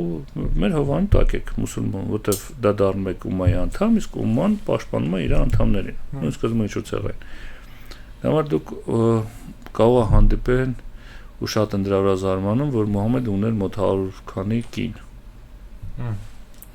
Ինչ էր դա դաշինքը ամրագրելու ձևերից, այսինքն կնության էին տալ ցեղապետը իր աղջկանից մեկին կնության էր տալի Մուհամեդին։ Չէ՞ որ Մուհամեդը կայինք իր այդ ցեղում էլի ապրում էր, բայց Մուհամեդի կինն էր, դաշինքի բանն էր։ Ապահովակ երաշխիքներ։ Այսինքն այդ մոր չի իրանք չեն հորինել այդ ամբողջ պատմության ընթացքում տենց դաշինքները կնքվել։ Համար 30 թվականի դրությամբ ունեք այդ ոնց Մուհամեդը որպես միակ ծանրության կենտրոն արաբական թերակղզում, որը միակ ուժն է։ Բոլորը հնազանդվում են։ Բայց 632-ի մահանում է։ Այ դա մենք հաշվի չենք, ոչ ոք հաշվի չէր առնում։ Բայց հիվանդ է 30-ն էլ արդեն զգացվում է այդ ամեն ինչը եւ մեծ հարց առաջանում։ Լավ է, ամեն ինչ որ Մուհամեդը անում էր։ Հիմա մահից հետո ոնց է կառավարվելու։ Որդի չունի։ Ուներ մահացել է շուտ։ Մանկահասակ հասակում։ Աղջիկերն էին։ Այսինքն անգամ եթե փորձենք հասկանանք այդ շարունակվա արաբական տոմացեղային հասարակության մտածելակերպը եւ արժեքները չնայած Մուհամեդը փոխում է ու փորձում է ամեն ինչ փոխել, բայց դժվար է պատկերացնել, որ 10 տարում 20 տարում այդ ամեն ինչը պետք է փոխվեր։ Այսինքն նրանց համար չկա դա պատասխանը, որովհետեւ տղա որդի լիներ հարցը ոնց որ կլուծվեր։ Բայց Մուհամեդը ամբողջ քարոզի ընթացքում նաեւ ասում էր, որ այսինքն այդ թագավորական համակարգին էլ էր դեմ։ Այն համակարգը, որը ինքը թողել էր, կամ որը ծանոթ էր այդ մուսուլմանին, դենա որ կա համայնք ու կա մարգարե, որը ղեկավարում է, բայց ինքը ասել է, որ իրանց հետո մարգարե չի գալու, ինքն է վերջի մարգարեն։ Իրանց հետո եկողը միսիա էլի բանն ալնելու, միսիանա լինելու, որը այդ աշխարհի վերջի մասին է։ Այսինքն կգա, բայց այդ արդեն վերջի մասին է։ Դա համար այս համայնքի համար բան առաջանում, ընտրության հարցը։ Ու պետք է հաշվի առնել, որ բոլորը միատար այնց մոլիմ ու արժեքների կիսող չեն։ Քաղաքական հաշվարկներ կային, տարբեր խմբեր էին միացել եւ այլ։ Ու ամենաբան խումբը դա Մեքքայի այդ օլիգարխատներ, որը երբ որ Մեքքան անկում ապրեց, հնազանդվեցին Մուհամեդին, մտան համակարգի մեջ, բայց չկորցրեցին իրենց ազդեցությունը։ Ու իրանք սրա մեջ տեսան շատ կարևոր բան, որ փորձեն իրանցից մեկին առաջնորդ կարգեն։ Ինչ է բանոսակեֆա կոչվող բանում, վայրում հավաքվում են ցեղերից մեկի վրանում, որ բան անեն։ Իրար մեջ, այսինքն հին ցեղային ավանդույթի համաձայն ցեղային ներկայացուցիչների հեղինակությունները իրենց հավասարների մեջից ընտրեն ամենահավասարին։ Բայց սան զուգահեռ կա մուսուլմանները, որ Մուհամեդի հետ կռվել են, այդ բոլոր արշավանքներին գնացել են, արուն են թափել, իրանք են ստեղծել են ամեն ինչ, ու իրանց աչքի առաջ չմեկ ուզում է վերցնի իրանց ստեղծածը։ Դրանից ամենաազդեցիկը Օմարն է։ Օմար բն Խաթաբը, որը շատ մեծ հեղինակություն է վայելում զորքի մոտ, որտեղ զորքի առաջնորդն է, բոլոր արշավանքները ինքն է առաջնորդում։ Բայց Մուհամեդի մահանալու ժամանակ այդ վերջի տանը, վերջի այդ, այսպես ասած, խուտբան եւ քարոզը, որ հավաքական անում, Աբու Բաքրն էր անում։ Մեջնից ամենատարեցն էր, Մուհամեդի զինակիցն էր եւ այլ եւ այլ։ Ու նաեւ աներն էր։ Որտեղ Աբու Բաքրի աղջիկ Այշան Մուհամեդի երիտասարդ կինն էր եւ սիրելի կինն էր։ Այշայի կերպարը մի քիչ շատ հետաքրքիր այն առումով, որ մենք երկար շատ համ տարիքային առումով երկար ապրեց Մուհամեդից հետո եւ դա շատ իսլամական պատմությունում իր դերը շատ մեծ է, շատ բաներ է կապված իրանց հետ։ Հիմա Օմարը իմանում է, որ այնտեղ հավաքվել են, ուզում են հեղաշրջում անեն, այսպես ասած։ Կայս Աբու Բաքրին, իսկ Աբու Բաքրը, Ալին, նրանց բախված են Մուհամեդի հողակավորության հարցերով։ Որտեղ ավանդույթը մնում է նախաիսլամական, նույն օրը մինչև արևամուտը պետք է հողարկավորել։ Կայս Աբու Բաքրին ասում է, որ գիտես, սենց այնտեղ սենց բան է կատարվում։ Վերցնում Աբու Բաքրին, գնում են, մտնում են ժողովին, Օմարը, որ հայտնում է, ժողովը արդեն այլ ընթացք է ստանում, որտեղ Օմար կերպարը, այսինքն ոչ մեկ չկար տենց ուժ, որ կարող էր Օմարին դիմադրել։ Զորքն իր հետևից զինված, այսինքն գալիս են, մտնում են բան, ով ինչ խոսացել է, ով ինչ քննարկել է, երկար բարակ չեն հարցնում, Օմարն ասում է, որ ես կարծում եմ, որ պետք է մեզ այն ամեն ինչ որ Մուհամեդը ստեղծել է, թողել է, պետք է դրան տեր կանգնի Աբու Բաքրը, որտեղ ինքը սենց ու Աբու Բաքրի երթում է տալիս։ Հիմա դրանից հետո մնացած այդքան ուժ ու ազդեցություն չունեն, որ հակառակն հնազանդվում են, այսինքն շարունակում են բան, դա տենց Աբու Բաքրը դառնում է ի՞նչ է դառնում։ Խալիֆա բառը կար արդեն։ Դե հենց դա ի՞նչ է դառնում։ Ամենակարևոր հարցն է։ Մարգարե չի կարա դառնա, որտեղ մարգարե չէր լինել։ Եվ այն ֆորման, որը որ ընտրում են այդ կերպարի համար, դա խալիֆն է։ Խալիֆը ինչն էր, որ ինքը ամբողջությամբ կոչվում էր Խալիֆաթուր Ռասուլուլլահ, այսինքն Աստծո Ալլահի մարգարեի խալիֆ։ Խալիֆի ֆունկցիան ինչ էր, ինքը կառավարիչ չի, ինքը պարզապես այն ոնց որ ասեցի, այն ինչը որ ստեղծել է Մուհամեդը, դրա հանդեպ խնամակալություն իրականացնել, այսինքն հետևես, որ ճիշտ լինի, չխախտվի։ Աբու Բաքրը այդ կերպարի հետ համընկնում, որտեղ առաջիններից էր ով ընդունել էր իսլամ, Մուհամեդի զինակիցն էր, կրում էր այն արժեքները, ինչ որ Մուհամեդն էր կրում, որտեղ շատ իրար հետ էին քննարկել եւ հեղինակություն վայելում էր։ Դա որ Աբու Բաքրը դառնում է խալիֆ։ Ու դա ոչ մի չփոխում իր կյանքում։ Այսինքն ոնց ինքը կանգնում էր իր դախլում առևտրով զբաղվում էր իր մեկը նույնիսկ ինքը իր տեղում է, իր տանն է, իր կրպակն է, այսպես ասած պայմանական, որով զբաղվում ենք։ Իսկ հարց են ունենում կապված բաների հետ, գայս ասում են, որ սենց հարց կա, ինքը տեղ պատասխանում է հարցերին, այսինքն չկա արքունիք, չկա պալատներ, չկա տես բաներ։ հետաքրքիր է։ Իսկ մարդը իր տանը ապրում է, համել նաև խալիֆա։ Իսկ ոչ տիկնազոր կա, ոչ մի մարդ, այսինքն այդ իրականությունն է։ Բայց երբ որ այս ամբողջ process-ը տեղի ունենում, այն քաղաքական ամուսնությունները եւ քաղաքական դաշինքները սկսում են քանդվել արաբական թերակղզում։ Դե Մուհամեդը չկա, ուժը, եւ Աբու Բաքրի հիմնական ֆունկցիան դառնում է դա։ Այդ կոչվող այդ ուխտադրժության շարժումը կանխելն է։ Որտեղ կա Աբու Բաքրի ամենահայտնի ելույթը, որ ասում է, որ եթե դուք հավատում եք Մուհամեդին, Մուհամեդը մահացել է։ Բայց եթե հավատում եք Ալլահին, Ալլահը հավերժ է։ Որտեղ դաժան գործընթացը տեղում վերամիավորելու այդ ամբողջը, վերատարածելու իսլամը։ Որտեղ Օմարն է կարևոր դեր խաղում։ Էլի որպես դա համար հաջորդիվ արդեն 2 տարի Աբու Բաքրը լինում խալիֆ, հաջորդը դա Օմարն է դառնում խալիֆ։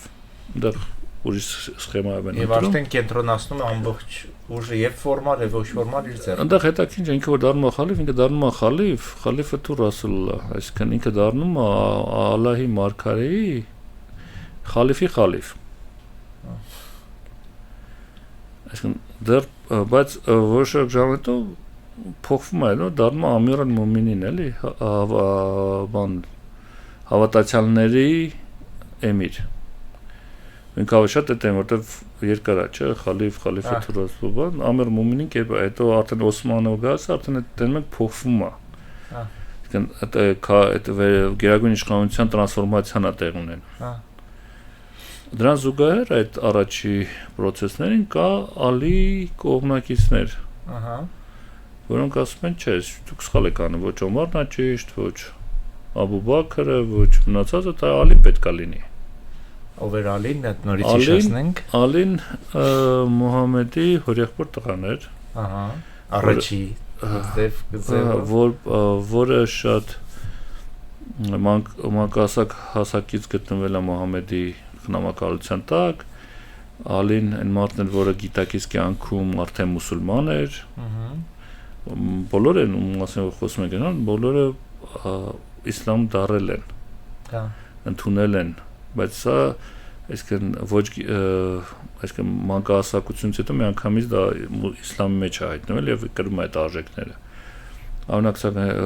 հետո հետագայում ամուսնանում է Մուհամեդի աղջիկը Ֆաթիմայի հետ։ Այսինքն նաև Փեսան է դառնում։ Նաև հիշենք, որ այն արենակցական կապի ժամանակ եղբայր էր Մուհամեդից։ Այսինքն մի քանի լեգիտիմությունը շատ տարբեր մոտեցումներով բարձրացնում է, բայց չկա այդպես ընդհանուր մոտեցում։ Բայց մի խումբը դա է ասում, մի խումբը նա է ասում, մի խումբը, բայց գտնում որ բան սխալ է։ Բայց այստեղ ինչն է կարևոր, որ Ալինը ջանակ մոտավորապես 25 տարեկան է, որի կողքին կա ալեհեր Աբու Բաքրը, ավելի մի քիչ տարիքով զիջող Օմարը, այսինքն մեկը հասարակություն տոհմա ցեղային այդ բանից չի վերացել, այսինքն չկա այդ տարիքը իրան ասում է նաև երիտասարդ էր, հա,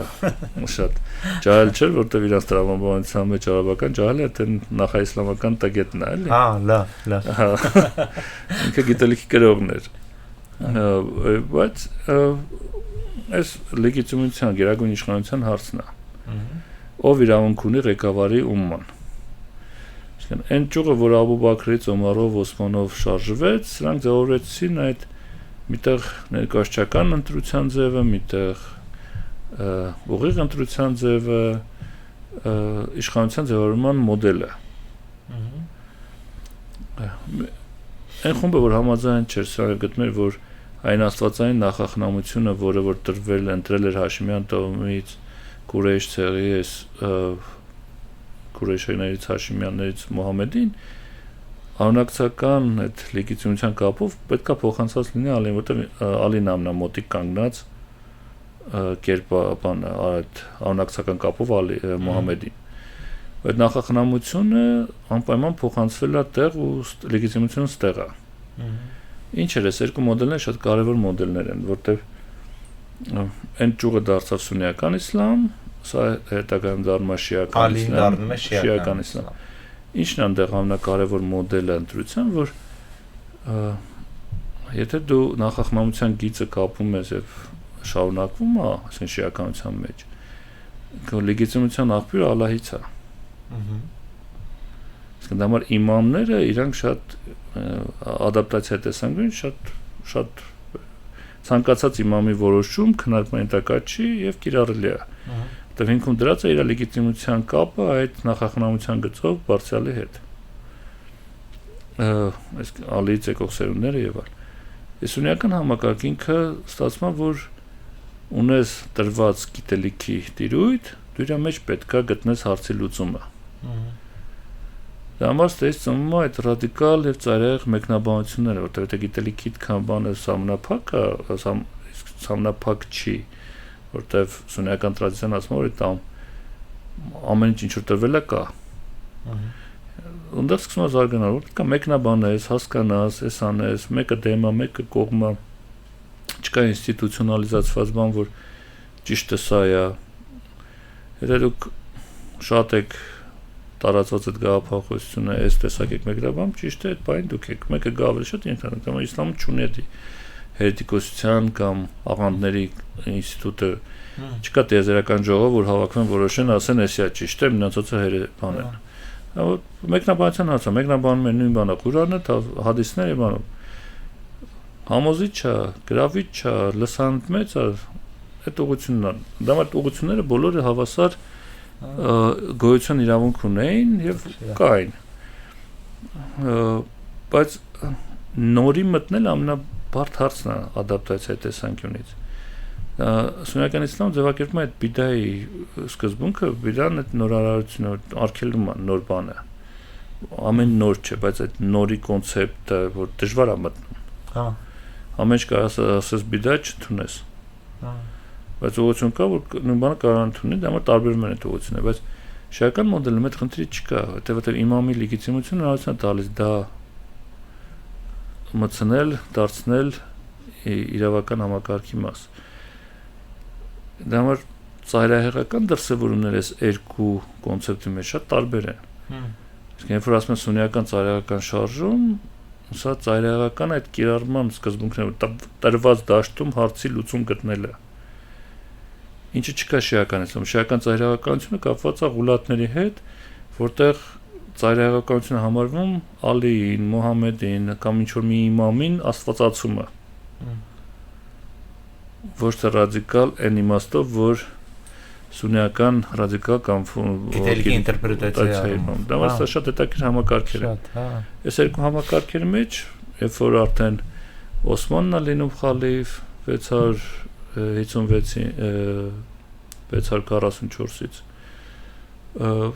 մինչև 56 թվականը, տեսնում ենք, որ տեղի ունենում հետընթաց այն սկզբունքներից, որոնք որ կային Մուհամեդի ժամանակ, Օմարը դեռ պահում էր, բայց Օսմանը արդեն այդ օլիգարխատի ընտրությունն է,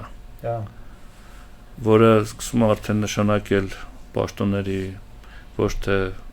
իսլամի հետ կամ իսլամի ծառայության սկզբունքը, այլ ազգական բարեկամ տոհմի անդամին նույն Մուավիային, որը գաս ասորի կդամ իր ազգականն է։ Ուստեղ երբ որ սկսում է խախտվել այդ բալանսը, նաև այն պատճառով էլ արաբական թերակղզի չի, Ատլանտյան օվկիանոսից մինչև համարյա Ատլանտյան օվկիանոսից մինչև Հնդկաստան ընկած տարածք է։ Այլևս այն փոքրիկ քաղաք-պետությունը չի կամ փոքրիկ միավորվում, այլ հսկայական մի կայսրություն է։ Որտեղ տարբեր էթնիկա, տարբեր մշակույթ է, տարբեր, այսինքն համացան համար Օսմանը, որը Մեքքայում կամ Մադինայում է, ունի ինչ-որ կայազոր, այսպես ասած թիկնազոր, այս որոնք միշտ չի որ իր հետ են, որ նրանք էլ են մասնակցում արշավանքներին, որտեղ այդ արշավանքների մասնակցությունը հիմնական ինքնամտի աղբյուրն է։ Բայց համացան համար Մուավիան, որին ինքը նշանակել է ասորիքի փոխարկը, ապրում արքունիքում, պալատներում, այսինքն լրիվ բյուզանդական, այդ մշակութային եւ այդ քաղաքականություն բխող այդ բոլոր տրադիցիաներով։ Եթե համատու լինենք, նրա հնազանդ բանն է, հնազանդության տակ է գտնում, բայց իր վարած քաղաքականության մեջ ավելի բարձր է, ավելի դինամիկ միջավայրում է գտնում, քան Օսմանը։ Դրա համար, երբ որ Օսմանին սպանում են, արդեն 32-ից որ հաշվեք մինչև 56 թվականը, արդեն Ալին մոտ 50 տարեկան է։ Եվ արդեն Ալիի կերպարը եւ շուրջ ստեղծված այդ խմորումները ավելի ինստիտուցիոնալիզացվում են, դա որ համայնքը կամ հավաքական ժողովը Ալին չի տեսնում, Ալին են ընդունում խալիֆա։ Ալին դառնում է 4-րդ խալիֆա։ 4-րդ խալիֆա։ Աբու Բաքր, Օմար, Օսման եւ 4-րդը Ալի։ Վերջապես թվում է թե հանգուցալուծվում է հարցը։ Երկու ուղղակի ուզում եմ որ մեր լսողներին ստրուկտուրավորեմ։ Եթե ժամանակին կար երկու հոսանք, մեկը Ալիի կողմնակիցներն էին, մյուսները այդ Մուհամեդի զինակիցների, հրամանատարների, որոնք կամ համախոհների, հիմա մի տեսակ թվում է թե փակվեց այդ շրջանը եւ երբ պետք է որ արդեն այդ պարակտումը չլինի, երբ որ Ալին դառնում է 4-րդ խալիֆա։ Տրամաբանությունը նշում է որ այո, բայց ոչ բոլորն են համաձայն այս ընտրության հետ։ Ու համաձայն չի հիմնականում այ մեր հիշատակած Մուավիան հիշացնեմ որ Սիրիայի կառավարիչն էր։ Մի մարդ ում հետ որ մենք ունենք պատմություն, որտեղ Թեոդորոս Ռշտուն կամ Թորոս Ռշտունին իր հետ է կնքել 652 թվականի պայմանագիրը, որով Հայաստանը ստանում է բավականին արտոնյալ պայմաններ այդ արաբական տերության մեջ։ Միայն Հայաստանը չի, այդ ամբողջ շրջանները։ Այսինքն այդ պայմանագիրը հետաքրքիր է, այո, 3 տարի հարկերից ազատումն էր, 15,000 զորք ունենալն էր եւ զորքերի համար վճարում է արաբների հաշիվ, ինչը որ այդ իսլամ տեսանկյունից էլի շատ հետաքրքիր է, որտեղ փաստացի մենք Ահլիզիմա ենք դառնում Հովանավորյալի կարգավիճակում ենք հայտնվում իսլամական իրավական համակարգից, բայց Ահլիզիման իրավունք չունի զորք ունենա։ Սա առանձին հետաքրքիր հարց է նաեւ, թե դե բարձր ինչ համար են, որտեղ խալիֆայության սահմանային հատվածները վերահսկելու եւ պաշտպանելու համար է ամեն ինչը, բայց ուզում ասեմ տեսությունը պրակտիկան շատ հաճախ առավելություն տրվում էր պրակտիկ կյանքից բխող անհրաժեշտության, քանզի թե իսլամական օրենքով կարգավորվող հարցերին, էլի սկզբունքային շատ հարցեր չէին տենց հարցերը, բայց հնարավոր էր նույնիսկ հարցում չեն զիջում։ Այդ Մուավիան, որ նստում է Դամասկոսում եւ Թորոս Ռշտունու հետ այդ պայմանագիրը կնքել եւ հայերին փաստացի նաեւ ներառել է այդ արաբական խալիֆայության միջավայր, ինքը նույնպես հավակնություններ ունի։ Ինքը հավակնություններ ունի, որտեվ ինքը ավելի, ասեցինք, դինամիկ միջավայրում ավելի պատկասմո աշխարհի անցու դարձ է ժամանակվա եւ իր համար Ալին դա հետամնաց ինչ որ մի ուժ է, որը եկել է ու հավակնում է իշխանության։ Ընդամենը այրնակցական հիմք ունենալ։ Հա, կամ թեկուզ անգամ աստվածաբանական, խորքային բան տեսանկյունից, չէ, պրակտիկական տեսանկյունից ավելի շատ ռեսուրս ունի, քան Ալին ունի եւ բայց դա հիմնական անհամաձայնությունն նա է, որ տես չի ձևակերպվում, այլ պահանջումը ասում է, որ հիշում եք Օսմանին սպանել են։ Իսկ Օսմանին սպանում են մուսուլմանները, որոնք գալիս են Եգիպտոսից։ Ինչ են սպանում, որտեվ պատկացեք կա Եգիպտոս, որը միշտ եղել է բոլոր գրեթե կայսրությունների եւ թագավորության ժամանակ հիմնական ռեսուրսների ապահովման միջավայր, հացատիկ, ոսկի, Սուդանից եւ այլ, այնտեղ սովա։ Մոտի գալիս են խալիֆի մոտ, որ ասեն, սա տանում եք, մեզ բան չի մնում, ոնց է լինում, ինչ է լինում, բանից անցնում է, դե հիշում են կայազոր չկար, թիկնազորը քիչ էր, մտնում են Օսմանին, սպանում են Օսմանին, խալիֆին, առաջի անգամ է տեղում տես բան։ Իսկ դա բունտ է, իր տեսակով։ Մուավիան ասում է, այդ որ Ալին դառնում է խալիֆ, Մուավիան ասում է, չի բարձրանում սկզբից այդ կասկածները, բայց ասում է, դե պետք իմ ազգականն են սպանել արյան վրեժի իրավունքով, ես դրանց ուզում եմ, որ ես դա դու ինձ Օսմանին ասում, Ալին ասում է դրան, մեղավորներին, ես իրանց կպաշտեմ։ Ալին ասում է, պետք տենց չի, այդ շտանց ենք անցել։ կա իսլամական իրավունք։ Ըստ իսլամական իրավունքի կքննենք, պատիժը կտանք կրեն։ Այն ասում է, չէ, ուրեմն դու ես կազմակերպել, որ պահում ես այդ սպանողներին։ Այդ ֆորմալ սկսում է այդ արշավանք է տեղի ունենում։ Ալին իր մուսուլմաններով ընկալից Մուավիան, որը Ալի ընկալում ավելի շատ ոչ իսլամի արժեքներ կրող, հանդիպում է Սիֆինի դաշտավայրում։ Այդտեղ տեղի ունենում Սիֆինի հայտնի ճակատամարտը 656 թվականին, որտեղ Ալին եւ մուսուլմանական այդ զորքը հաղթում են։ Ճակատամարտում ակնհայտ առավելություն են ունենում, ինչը Մուավիան կարողանում է կանխել առաջարկելով միջնորդ դատավարություն համենք այս կոնֆլիկտը կա, բայց բերեք մի հատ տեսնենք Ղուրանը ինչ ասում է, մեր հարցը ոնց ենք լուծելու։ Այդ հայտնի դրվագն է, որ բոլոր աղբյուրները միջանում, որ նիզակների վրա Ղուրանի թերթիկներն են բարձրացնում, Մուավիա զորքը այսինքն կոչ անելով իսլամական իսլամով հասկանալ թե ճիշտ ու սխալը ով է։ Ալին ինքը սկզբանե իր կերպարն էս կերպա, որ չի ձգտում կոնֆլիկտների ու ամբողջ խնդիրը շիական տրադիցիան, որ ներկայացնում է մեզ, ասում է, որ Ալին չպայքարեց հենց առաջորդված իշխանության համար, որտեղ չէր ուզում, որ մուսուլմանները արմթափվի։ Ալին համաձայնում է սրան։ Իսկ համաձայնում է, այսինքն պատերազմեն թեժ պահին, կանգնում ամեն ինչ, նստում են բանակցությունների, համեն մեկ իր ներկայացուցիչն է տալիս բանակցողին, միջնորդ դատավոր, միջնորդ թիմի ներկայությամբ, հավաքում խոսում են բանով, ավանդույթն ասում է, որ ընդհանուր հայտարար են գալիս, որ չէ երկուսս սխալ ենք, պետք է այս հարցը ուրիշ ձև լուծել, հիմա դուրս են գալիս զորքին, որ հայտարարեն, Ալի ներկայացուցիչն ասում է, դե մենք խոսացինք, բան արեցինք, հասկացանք, որ սխալ ենք, այն Մուավիան ներկայացուցիչը ասում է, տեսեք, որ ասաց, որ սխալ են։ Մոտավորապես շատ պրիմիտիվ պատմում եմ այդ ամբողջը, բայց մոտավորապես սա է տեղի ունենում։ Այսինքն պատերազմի թեժ պահի առավելությունը անցած է լինում, ռեսուրս չկա նորից պատերազմելու, կոնֆլիկտը լարում, ամեն մարդ իր ասածին է մնում, վերադառնում են։ Մուավիան գնում է իր Դամասկոսը, Ալին էլ արդեն իր նստավայրը, որտեղ զորքի մեջ մեծ խնդիր առաջանում։ Մի խումբ Ալիի զորքից ասում են, ես չհասկացանք։ Ուրեմն դու էլ իրավունք չունես լինես առաջնորդ, որտեղ Ալլահը քեզ տվել էր այդ լիազորությունը, արդարությունը վերականգներ, Ալլահի դեմ, իսկ դու սենց արեցիր։ Այդ խումբը կոչվում է խարիջիներ, այսինքն դուրս եկողներ, ու սրանք դուրս են գալի, ասում են, ոչ դուք եք ճիշտ, ոչ նրանք եք ճիշտ, ճիշտը մենք ենք, ու ոչ թե պետք է լինի ընտրությունը գերագույն իշխանության տեսանկյունից այդ ընտրությամբ հավասարների մեջից հավասար ընտրվի կամ իմամական սկզբունքով, այլ ով խիզախ է, անվախ է ու անկեղծ հավատացյալ է, կարող համայնքը ղեկավարի։ Այդ նշանակում էր, որ բոլորը ովքեր որ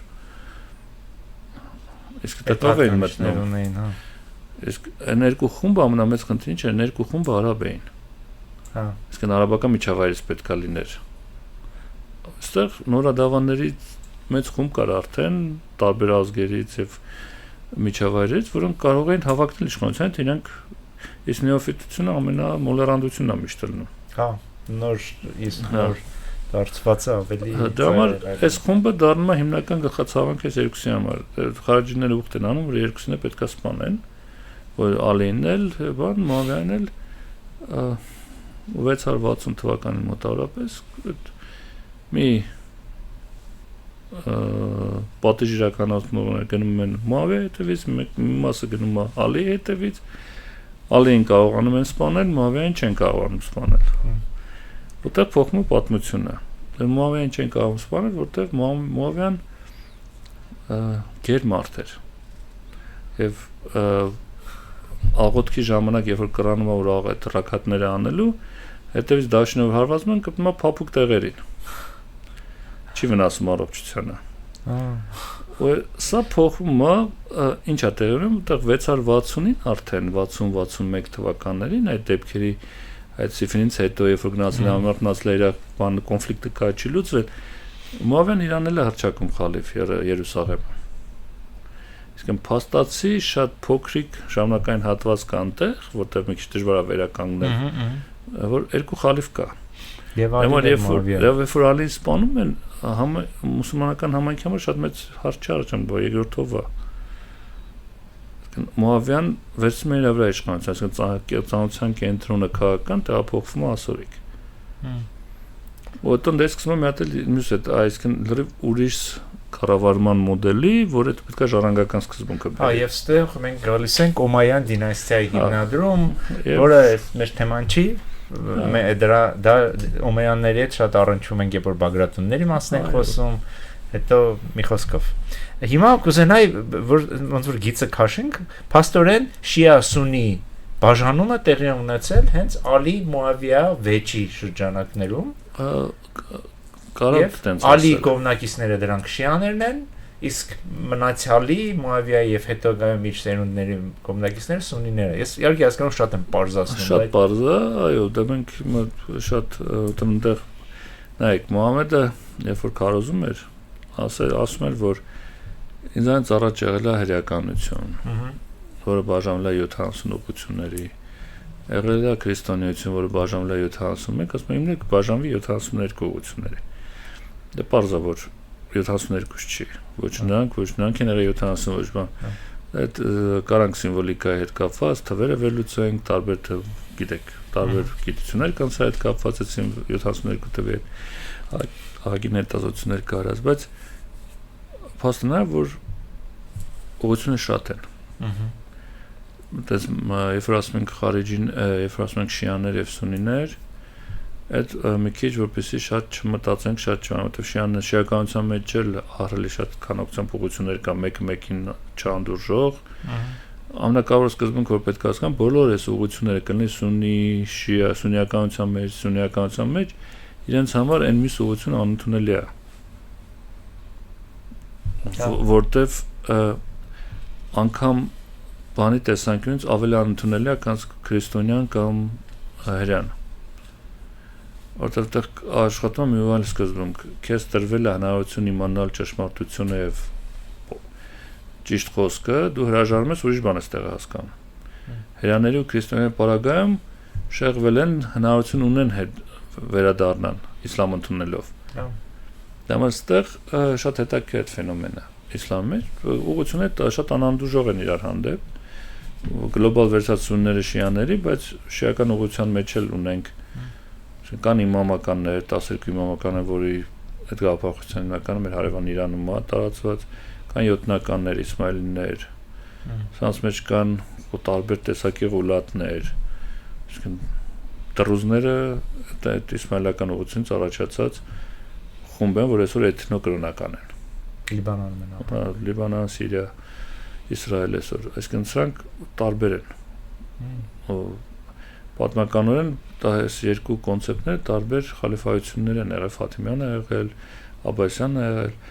Ամենակարևոր գիտելիքի տեսանկյունից այդ նա որ Աբբասյան խալիֆայությունը արդեն արաբական չի։ Եթե Օմայանը արաբական է,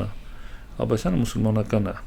750 թվականից է։ Հա, 750 թվականից մուսուլմանական է արդեն։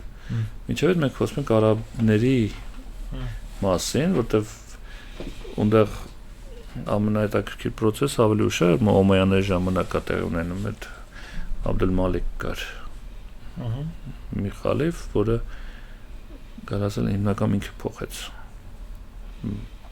այն ինչը, որ հետո ազեց բոլոր այս տարածաշրջանի ժողովուրդը, որտեղ դարձրեց արաբերենը խալիֆայության լեզու։ Այդ բոլոր այն գիտելիքը, որը կար, որը կարող էր հնարավոր էր կորեր տարի ընթացքում, մոտավորապես 7-րդ դարում թարգմանվեց արաբերեն, դա համար մնաց։ Բոլոր հարակից այս գրաված տարածքների մշակութային դաշտերից։ Իսկ շատ գիտելիքներ մնաց։ Իսկ հունական փիլիսոփայությունը մեզ հասավ, այսինքն սասանյան իրանական կառավարման համակարգի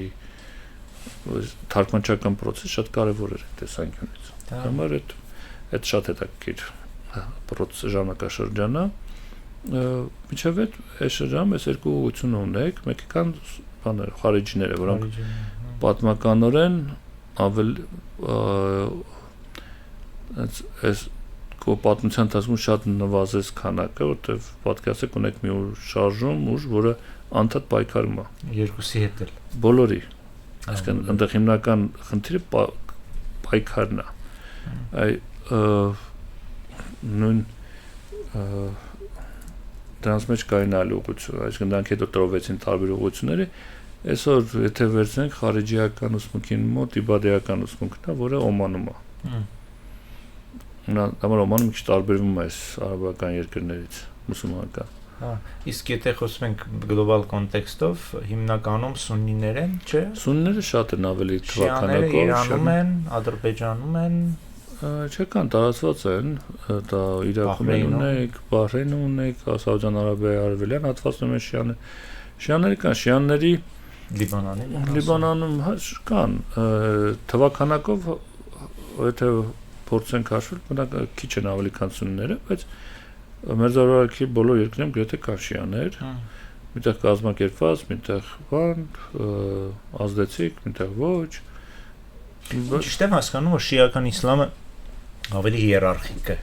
ի տարբերություն սուննիականի։ Ասենք կան այնտեղ այաթոլլաների, բանի գաղափարը։ Եթե գիտելիքի տեսանկյունից հիերարխիկային առումով, որ այո, կա այաթոլլա, այսինքն եթե վերցնենք 12 իմամականների շիական մոդելը, այո, այնտեղ 12-րդ իմամից հետո սկսվում է թաքնության շրջան, մեծ, փոքր եւ ձևավորվում է, որ ամբողջը չպատմեմ հերթականության, այսինքն կա սկզբից պատկերացեք Ալիից հետո մինչև 12-րդ իմամ, որը զուգահեռ շիական համայնքի առաջնորդն է սուննիական խալիֆայության մեջ, դոմինանտ, ճնշվում է, հետապնդվում է, եւ 12-րդ իմամը պարզապես մի բանն է, երիտասարդ մանկասակ մարդը, որը հայտնվում է 11-րդ իմամի ըստ ավանդույթի թաղման, այսինքն իր հոր, որտեղ իմամությունը փոխանցվում է իմամից իմամ, հիմնականում ավակ, այսինքն գործող իմամը ասում է հաջորդ իմամը, որպես կանոն դա նա առաջնեկն է։ Գիտելիքի փոխանցման տեսանկյունից, այնտեղ կապը այդ ամբողջ սկզբունքը հիմնադրում է Ջաֆար Սադիկը, որը 6-րդ իմամն է շիական իսլամում, բայց հենց իր օրոք դա խախտվում է, որտեղ իր առաջին առաջնեկը Իսմայիլն էր, որը ինքը արդեն հայտնում է, որ փոխանցում է, որ պետք է ստանում է ներշնչանք ստավանդույթի, որ հաջորդը պետք է Իսմայիլ լինի, 7-րդ իմամը, բայց ըստ ավանդույթի տարածված շիական ավանդույթի բան Իսմայիլը մահանում է։ Այն խումբը, որը որ հավակնում էր, որ Իսմայիլի հետևից էր գնում եւ Իսմայիլին էին տեսնում իմամ, սրանք հետո առանձնանում դառնում են իսմայիլականները, 7-ականները։ Դա սկսած բանն է։ Երկրորդ որդով է շարունակվում կապը 12-ում ընդհատվում է, որտեղ 12-րդ իմամը ստավանդույթի թաքնվում է, թաքնության մեջ է գտնում։ Որոշ ժամանակ անց հետո հարց առաջանում, բայց այսօր է 12-րդը։ Այսինքն միստիկ թաքնվածության մեջ է, ինքը ժամանակից դուրս է, կարելի է մեկել, այսինքն միսիայի տեսքով ժամանակների վերջում։ Բայց համայնքը պետք է ղեկավարվի, համայնքը ղեկավարվում է բաներով, այսինքն ներկայացուցչական սաֆիրներով, բաբերով։ Ոնց է տեղնում, այսինքն առաջի դեսպանը, բաբը, սաֆիրը թուղթ է բերում 12-րդ իմամից, որ ինքնանշանակված այդ լիազորություններով։ Հաջորդիվ տենց մինչև 4-րդը 4-րդ իմամ բեմը, որ իրանց հետո էլ ոչ մեկ չի լինելու։ Այդ 4-րդ սաֆիրը բերում է թուղթ, որ իրանց հետո էլ ոչ մեկ չի լինելու։ Սաֆիր չկա։ Դից հետո սկսվում է բանը։ Մեծ թաքնվածության շրջանը, որը մինչև այսօր տարածվում է, այսօր շիական 12-ական համակարգը այդ պարադիգմայի մեջ է ապրում։ Ու իրանց եթե հիշեք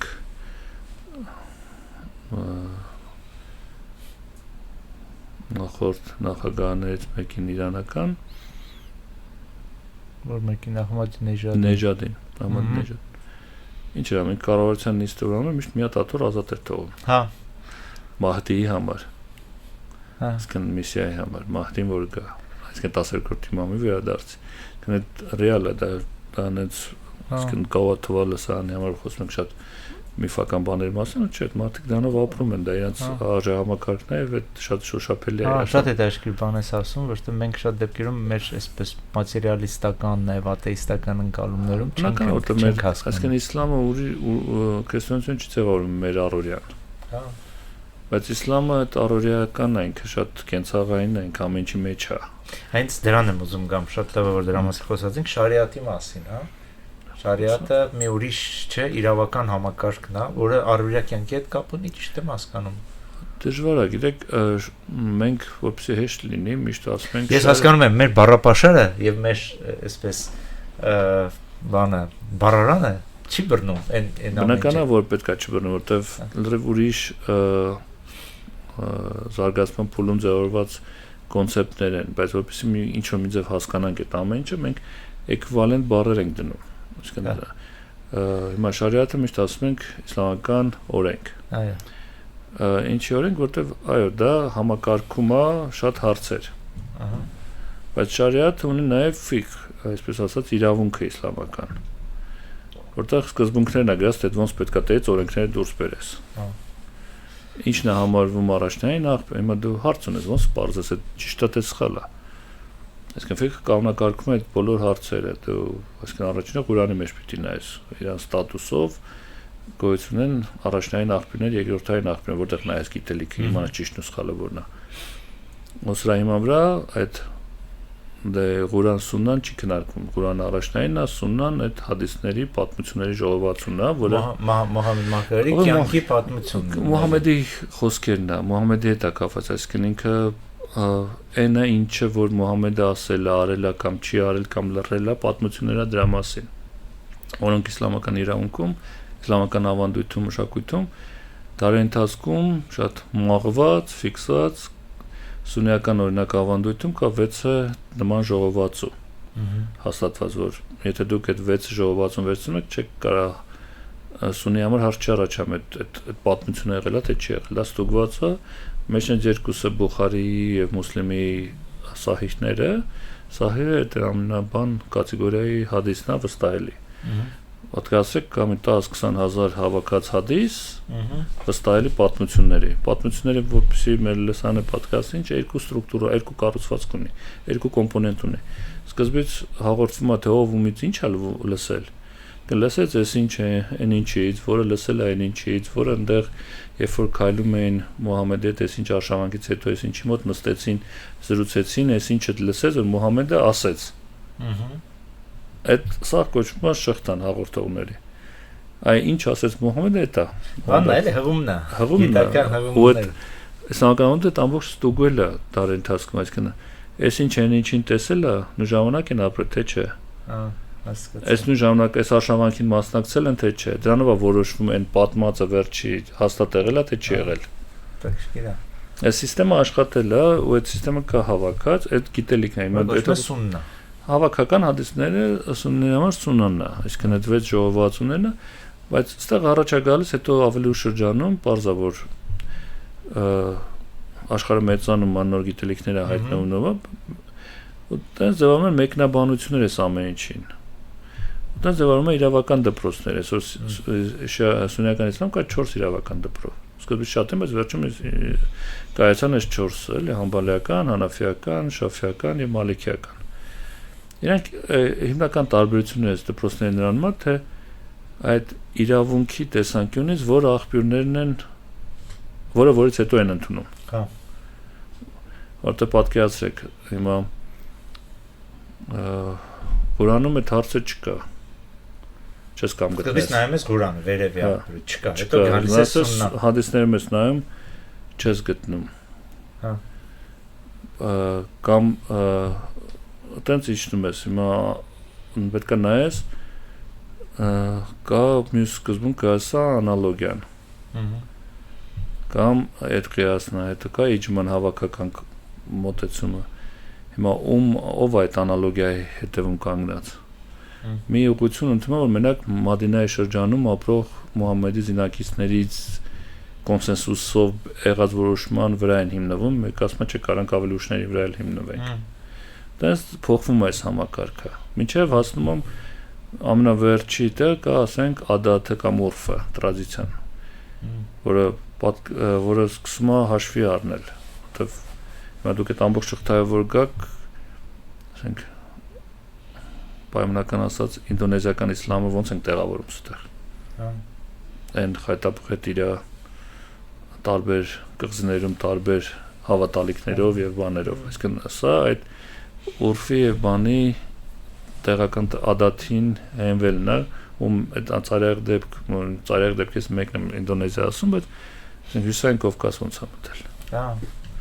Իսլամ այդ սա դրանից կախված այս կամ այն ուղղություն մեկ ավելի խիստ է եւ համարվում ավելի չոր, մյուս ավելի ադապտացիվ, բայց իրավական դպրոցները կան։ Շիականը ուրիշ է։ Շիականը ջաֆարիական Ջաֆարից որ խոսեցինք 6-րդ իմաստը ստեղծած կոնցեպտն է, որ ջաֆարիականությունն է, այնքան կայացած համակարգով, այնքան հեղինակություն կար Ջաֆարը, որտեղ այդ Համբալի բանը իրար հետ էին ապրում ժամանակաշրջանում, իրար հետ էին վիճում, քննարկում։ Ջաֆարիականությունը շատ տեղում համարվում է նաև 5-րդը ընդունվում է իսլամական բանի կողմից, իսլամական պետությունը օրինակ եթե կա շիա, այսօր շիա, սունի, մեծան բոլորը սունիական մասամբ չեն, շիականները ջաֆարիականով բան են անում։ Իսկ այնտեղ սկզբում մի քիչ ուրիշ է։ Այդ քան որ ձևավորվել է ինքն էլ իր շրջանում բանի ռացիոնալ մտածողության վեճերի մեջ այդ 8-րդ դարի 9-րդ դարի սկզբի իրավունքի աղբյուրներից մեկը դարել է աղքալը բանականությունը։ Որտեվ իմամը կա, որը կարա որոշում կայացնի բանականության վրա հիմնավորված։ Այնտեղ էլ են 4 իրավաբանական համակարգերը, որոնք խոսեցին, այնտեղ հիմնադիրներն էին մուջթահիդ էին կոչվում, այսինքն իշթիհադանողներ, մեկնողներ իրանց ունեցած գիտելիքի հիման, բայց դրանց հետո տենց հեղինակություններ իսլամական սուննիական իրավունքում որոշվեց, որ չկան տենց իշթիհադի դռները փակվում են այդ հայտնի կոնցեպտը, որ ինչ արվել է, ասենց ավել չկա, սրա մեջ եք տեղավորվում։ Որտեվ կարող է դա բերել անverջ փոփոխությունների, անverջ մեկնաբանություն, ինչ որ մի պահի փակվեց։ Փակվել է, որ այսինքն այդ այն որ խոսեցինք, այն սուննիական այդ փակ համակարգի մասին է, որ ինքը տրված գիտելիքի տիրույթում հարցի լուծումները պետքա գտնես։ Ինքը փակ է, ոչ թե սահմանափակ է, շատ կարևոր է։ Սահմանափակություն չունի, ինքը ունի սահմաններ։ Այն տեսանկյունից, որ չկա այդ կապը բարձրալի հետ, ինչը կա շիական իսլամում։ Այսինքն իմամը լեգիտիմությունը վերևից է, ոչ թե համայնքից է։ Սուննիականում լեգիտիմությունը ներսից է։ Համայնքի գիտելիքից է։ Տակշկիր է, մի բան էլ շեշտեցիր, ուզում եմ դրա մասին խոսենք, որտեղ կապված է նոր։ Ինքը ճիշտ եմ հասկանում, չէ՞, ասենք իսլամը շատ ավելի կենցաղային առումով կապված է մեր ամենօրյա գործ կյանքի հետ, քան քրիստոնեությունը։ Քրիստոնեությունը վերջին հաշվով շատ դեպքերում չի սահմանափակում քո ամենօրյա, չգիտեմ, առևտուրը, չգիտեմ, քո պատերազմի վարելու ձևը, իսկ իսլամը ճիշտ եմ պատկերացնում, որ ինքը շատ է կանոնակարգում քո ամենօրյա կյանքը։ Ինքը նաև ձևավորման բանի մեջ են այդ իսլամը եղել է էգալիտար, իսկ իրային առաջևանց ինչ-որ քարոզներ մայդ, այսինքն հավասարությունը ամենակարևոր սկզբունքն է։ Ու Մուհամմեդը այն ծեսը, այն համակարգը, որը հետո կայանում է, որը ինչ որ ասում ենք, կամ որ ձևակերպում ենք առօրյականություն, որտեղ Մուհամմեդի ապրած կյանքն է, այդ տենց է ծեսը ձևավորվում։ Այսինքն աղոթը 5 անգամ ծեսը գաղափարախոսություն իրանք շատ իրար հետ կապված էին։ Մուհամմեդը չէր ասում մի բան, բայց դրա ծեսը ուրիշ բան էր ասում։ Դրանք շատ իրար հետ կապված էին, ամիջական էին, այսինքն եթե ծեսը սնուցում է գաղափարախոսությունը, ինքը կենսունակ է։ Եթե ինքը կտրվում է, դու ուրիշ բան ես ասում, դեռ ուրիշ բան ժամանակ կորցնում ես։ Մուհամմեդի ապրելակերպից է բխում շատ հարցեր ու իր խոսքը, որտեղ ինքը ասում է, սենց հա, հետո պետությունն է հիմնում, որտեղ հիմա դու պետքա տարբերվես, իսկ մուսուլմանի համար կան մի քանի սկզբունքներ, այսինքն հիմքեր սուննիական եթե վերցնենք, այսինքն հավատի հիմքերն է, կրոնի հիմքերն է, որ ինքը անքննելի է, ու դա ձևավորվել է այդ պատմական զարգացման ընթացքում ու մեծ մասը ծիսական է, որ անընդհատ քեզ ստիպում է, որ դու լինես այս ցիկլի մեջ ու փոքրուց, երբ որ մեծանում են, իրանք միջավայրի մեջ են դա սովորում։ Դա շատ մուսուլմանների կարող է շատ իսլամագիտական հարցերով հարցնենք, տեղյակ չէ, որ իրենց ծեսի մակարդակում այդ գիտելիք իր մոտ։ Ու դա շատ երևում է տարբեր համայնքների մոտ, եթե հիշենք, ասենք ծեսները տարբերվում է շատ։ Սիրիական ճգնաժամի ժամանակ ծայրակ սուննիական խմբերը բռնում էին ալավիական խմբերի, դե պարզ որ հարցին ինչից ասում եմ մուսուլման է, սուննի եմ, որտեղ ալավիական շիական ուսմունքը թույլ է տալի թաքցնես կրոնդ, հավատքդ, որ կյանքդ փրկես։ Այս ինչ էին անում, ասում են դե մի հատ աղոթի։ Ինքը ծեսի մակարդակում, որտեղ դու աղոթել ես ինչ որ քո համայնքն է աղոթում, նույն ծեսն ես անելու։ Հա։ Ու դες շատ մարդկանց բացահայտում էին եւ սպանում էին։ Իսկն այդ շատ կպած է հողին այդ ամեն ինչը։ Իսկ քրիստոնեությունը մի քիչ այլ է մեր, այսինքն դա ռեֆորմացիա, վերածնունդ, ռեֆորմացիա եւ այլն, այսինքն մարդակենտրոն ֆիլոսոֆիական հիմք դնենք մեր, որ մարդն է կարևոր, հավատը ինդիվիդուալ է շատ։ Մուսուլմանական միջավայրում համայնքն է կարևոր եւ այդ համայնքի մի մասն է, համայնքը որոշում է նաեւ թե դու այդ կրոնական ծեսերը ոնց ես անում, որ համայնքին ես պատկերում։ Դա մենակ քո կյանքի մասն է։ Բանը վերջերս չէ, որ ժամանակ առաջ հանդիպեցի, որ նույնիսկ այսօրվա նորամուծությունները, որ մտնում են հասարակություն, մարդիկ փորձում են գտնել համարժեք, որ ասել անալոգիան, ես հիշում եմ մի հատ նման բան կար, որ երբ որ կանայք մեքենա վարելու իրավունքի հարցն էին քննարկվում շատ երկրներում, օրինակ են բերում, որ Այշան ժամանակին ուխտ է հեծնել եւ ասում են, եթե այն ժամանակ մեքենա լիներ, ստորը Այշան նաեւ մեքենա կվարեր, եթե ուխտ։ Բացի Այշան ոչ միայն ուխտ էր, զնալ ուխտի վրա նստած Ալիի դեմ մարշավանք էր ղեկավարում։ Այսինքն դա էլ իսլամական ֆեմինիզմի երևի իսլամական ֆեմինիզմի տեսանկյունից նաև Ֆաթիման է կա հետաքրքիր կերպար Ալիի կինը, որտեվ ինքը ամենահավասար է Ալիին գնում, Մուհամեդի դուստերն է, ասենք իմամների մայրն է եւ այլ, այսինքն շատ հետաքրքիր է ֆեմինիստ կերպարը, կարող եք ավելի մի բաներ քննարկեմ, ժամանակը թռավ չնկատեցինք, բայց ինձ թվում է եթե սա չքննարկենք, ինձ շատ կքննադատեն ջիհադը, ջիհադ կոնցեպտի մասին, ինքը թվում է այսպես ահագնացող մի բառ է, որ ինչով մեզ միշտ վախեցնում են, որ իսլամը ռազմատենչ է, ջիհադ են հայտարարում եւ այլն, ուզում եմ դա փորձ տեսեք ջիհադը ջահադան է արաբերեն, որ նշանակում է ջանք թափել, ջանալ։ Հիմա կոնցեպտը գալիս է ջանա, կոչվում է ջիհադ ֆի սաբիլիլլահ, այսինքն Աստծո ճանապարհին ջանք թափել։ Սա զարգացել է իսլամական մտքում երկու հիմնական կոնցեպտ ուղղությամբ։ Այսինքն ինքը բաժանում է երկու հիմնական բաղադրիչների։ Մեկը կոչվում է ջիհադ, մեծ ջիհադ, մեկը փոքր ջիհադ։ Մեծ ջիհադը նրա մասին է, որը ուղղված է ինքնակատարելագործման, այսինքն որի մեջ մտնում ասենք սրտի ջիհադը, այսինքն խոսքի ջիհադը, այսինքն պետք մտքի ջիհադը, այլ։ Այսինքն ինչը ուղղված է, որ դու քո վրա պետք է աշխատես, դառնաս լավ մուսուլման, Աստծո ճանապարհին ինչա, որ դրախտում հայտնվես։ Դա նույնպես ջիհադ է։ Դա ջիհադը է դա։ Հա, հիմնականում դա է։ Դա մեծ ջիհադն է։ Դրա կողքին կա ջիհադ սրբազան պատերազմը։ Այսինքն երբ որ փոքր ջիհադն է, որը դու զենքը ձեռքիդ Ալլահի օրենքն ես տարածում։ Երկուսն էլ դրախտ են տանում։ Այն մեկը երկար ճանապարհ է ինքնակատարելագործման, բան զարգանալու, սա մարտիրոսություն է։ Հա։ Հիմա իսլամական մտքում միշտ այս երկու խմբի մտածողները կռիվ են տալիս մինչև այսօր։ Մի մասը գտնում է, որ մարտիրոսության տանելը դա խաբեություն է, ճիշտ մուսուլման սակրման պետք է երկար ճանապարհով մարդուն զարգացնես, որ սրանք այդ երկու մտածողներ կան իսլամական անունով վիճում են։ Ինչի մենք գիտենք ջիհադի այս կոնցեպտը, որտեղ հիմնական բախումը քրիստոնեական եւ բան է ջիհադի շուրջ է։ Ու այդ կոնցեպտը ավելի ակտուալանում խաչակրած արշավանքների ժամանակ, որտեղ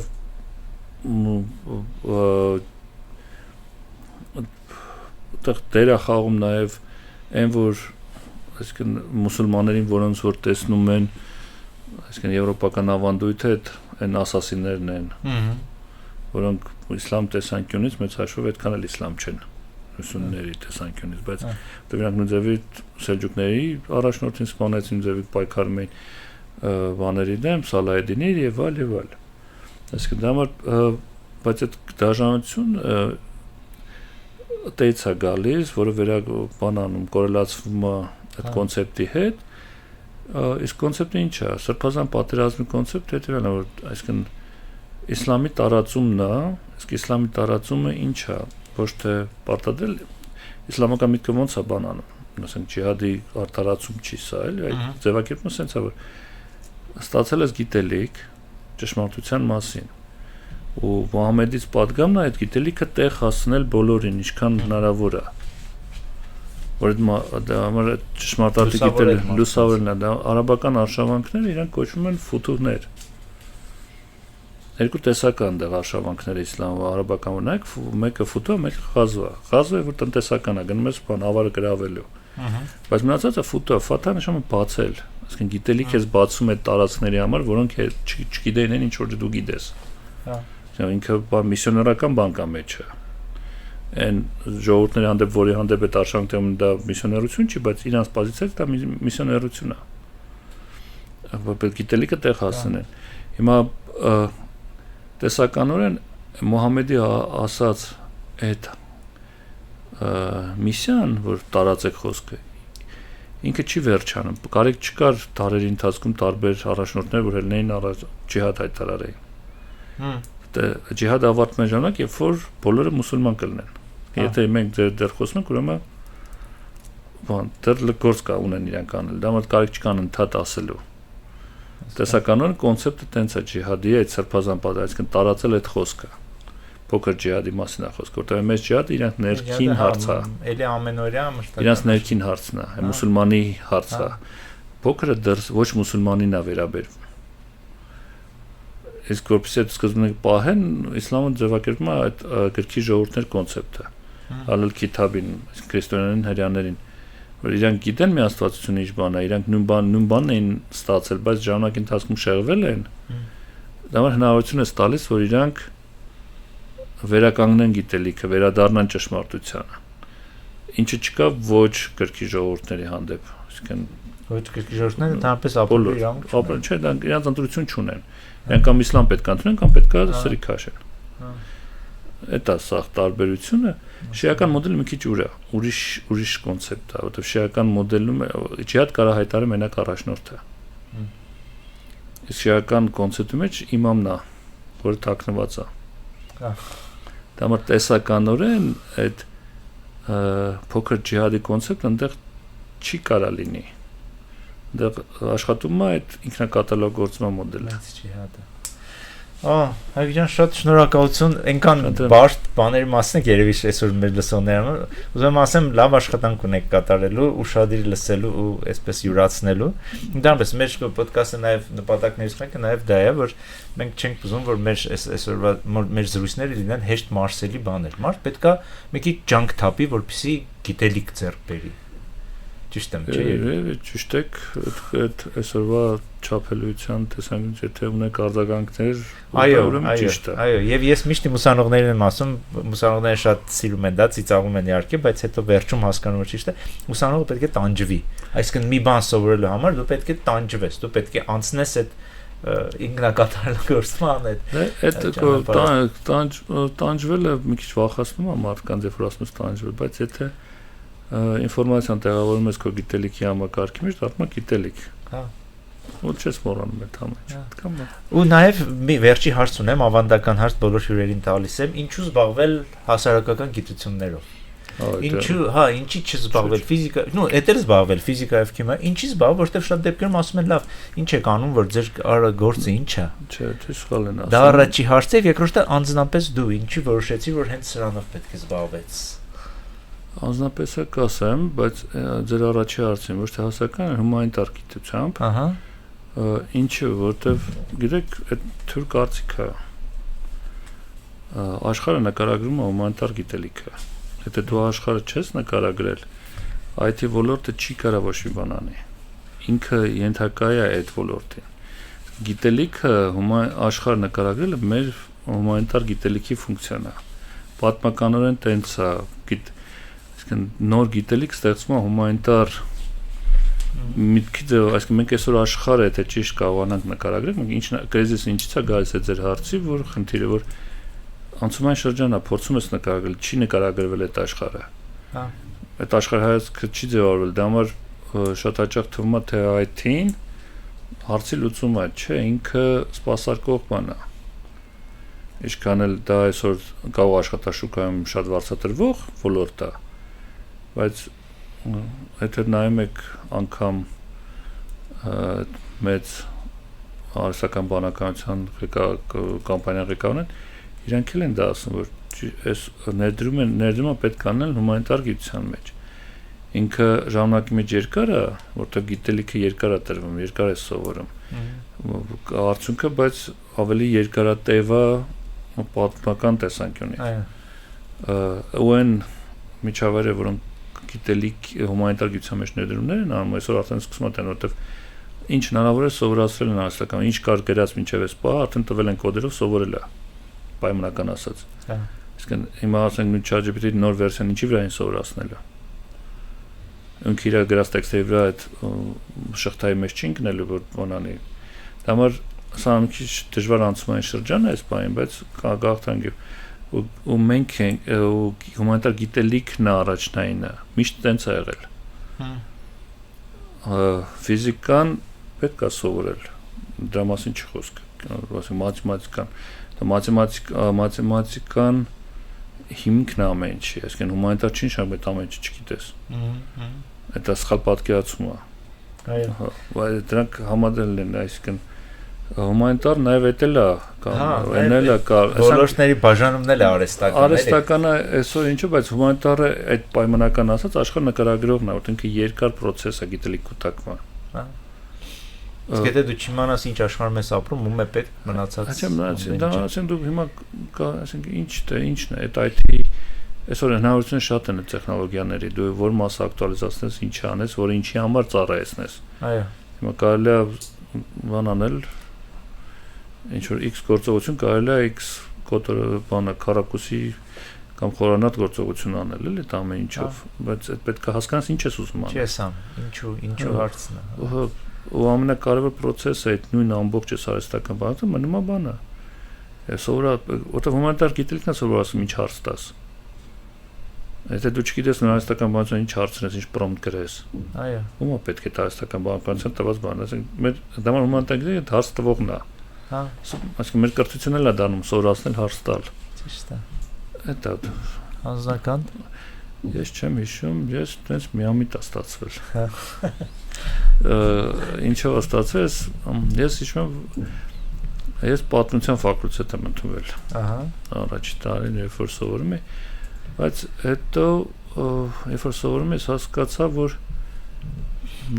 այն ծավալը, որը կար նյութի կարդալու եւ յուրացնելու շատ էր։ Առաջի կուրսի համար եւ համակարգված չէր։ Ինչեին չէի կարող սիստեմավորել ու հասկանալ թե ինչի է, այսինքն դրանք իրար հետ կապված չէի տեսնում։ Որքանցեք նախնադար էինք անցնում եւ Ռուսաստանի պատմություն։ Այո, այդ կա այդ խնդիրը։ Եվ դա իմ մոտ խնդիր առաջանում, որ ես չէի կարող դա տրամաբանորեն կապեի ու լեզուները հետաքրքիր էին թվում։ Այն ժամանակ չկար խորագիտակցում, թե ուր եմ գնում, ինչ եմ անում, բայց փորձեցի եւ տեղափոխվեցի արդեն այդ եկա արաբագիտություն սովորելու։ Դա փոխեց ամեն ինչ, որտեվ արաբագիտությունը ինչ է տալիս։ Արաբագիտությունը արաբերենը մի հատ ոնց որ պատկասեք բանալի ունեք, այդ ախրելի մեծ մշակութային շերտից, որտեղ կարող եք բացել պատմությունը, լեզվաբանությունը, գրականությունը, իսլամը, այդ փոխում է ուղղել բջիջների մեջ կառուցվածքը, դուք միաժամանակ ոնց որ 4 գիտակարգերի մեջ եք։ Դա մեր ուսանողներն են որ ավարտում են հիմնականում, իրանք էլ հետո են հասկանում, որ ինչ-որ բան շատ հեշտ է իրանց մոտ ստացվում։ Այսինքն առաջի չէ, այսինքն եթե կապ չի մասնագիտությամբ էլ աշխատեն թե չէ, որտեղ դե պարզ է, մենք տարեկան 50 հոգի ավարտում արաբագիտությունը, շուկան այդքան չի տեղավորում։ Մի մասը գնում է աշխատելու ոչ մասնագիտությամբ, բայց իրենց մնում է այդ ամբողջ ստացած գիտելիքից նա, որ շատ արագ կողնորոշվում են ոնց է համակարգ աշխատում գնացել եւ հաջորդիվ արդեն կամ մենեջեր են կամ տնօրենն են այդ ամեն ինչի։ Հա, դրանպես արևելագիտությունը կամ արաբագիտությունը ուրիշ բան է, նաև բանը համայնք է ստեղծում, չէ՞, ու մարդիկ Դա որտեղ դժվար է, եթե դու արաբագետ չես կամ արաբագետ չես, դժվար է բացատրել թե ինչով ես զբաղված։ Մարդկանց շատ դժվար են սկսում հասկանալ։ Բայց մեր հասարակություն, մեր տարածաշրջանի առումով օրինակ պետք է շատ པարզ լինի։ Մեր հարևանները կան, հարևաններին հասկանալ, հարևաններին դա հասկանում եմ որպես քաղաքագիտություն կամ բան միջազգային հարաբերություններ, բայց երբ որ ասում ես արաբագիտություն կամ իրանագիտություն կամ թուրքագիտություն, իրանց մոտ լեզվի հետ ասոցացում ես, շուտվանից այդ ամեն ինչը լեզու չի։ Լեզուն գործիք է ընդհանրապես ամեն ինչում։ Հա, ճիշտ է։ Շատ կարևոր մասնագիտություն է, ցանկանամ որ դիմորդները ավելի շատ լինեն, 50 չլինեն, 100 լինեն։ 50-ը մենք այդ պետության կողմից համանապակումն է։ Հա, ամիջար տեղերը, հա։ Չէ, ընդհանուր թե համասան ինչքան կարող է ընդունել։ Հա։ 40 այս պահին։ Այսինքն ռեսուրսներից ելնելով ոչ թե որ դիմորդները շատ են լինում, բայց այդքան է տեղերը։ Այսինքն հայտերը որ ներկայացում համասարանը կրթության նախարարության իր ունեցած ռեսուրսներից, այսինքն լսարանները եւ այլ, այս թիվն է։ Հա։ Շնորհակալություն, Հայկ ջան։ Ձեզ շնորհակալ։ Փոխադարձ հետաքրքիր։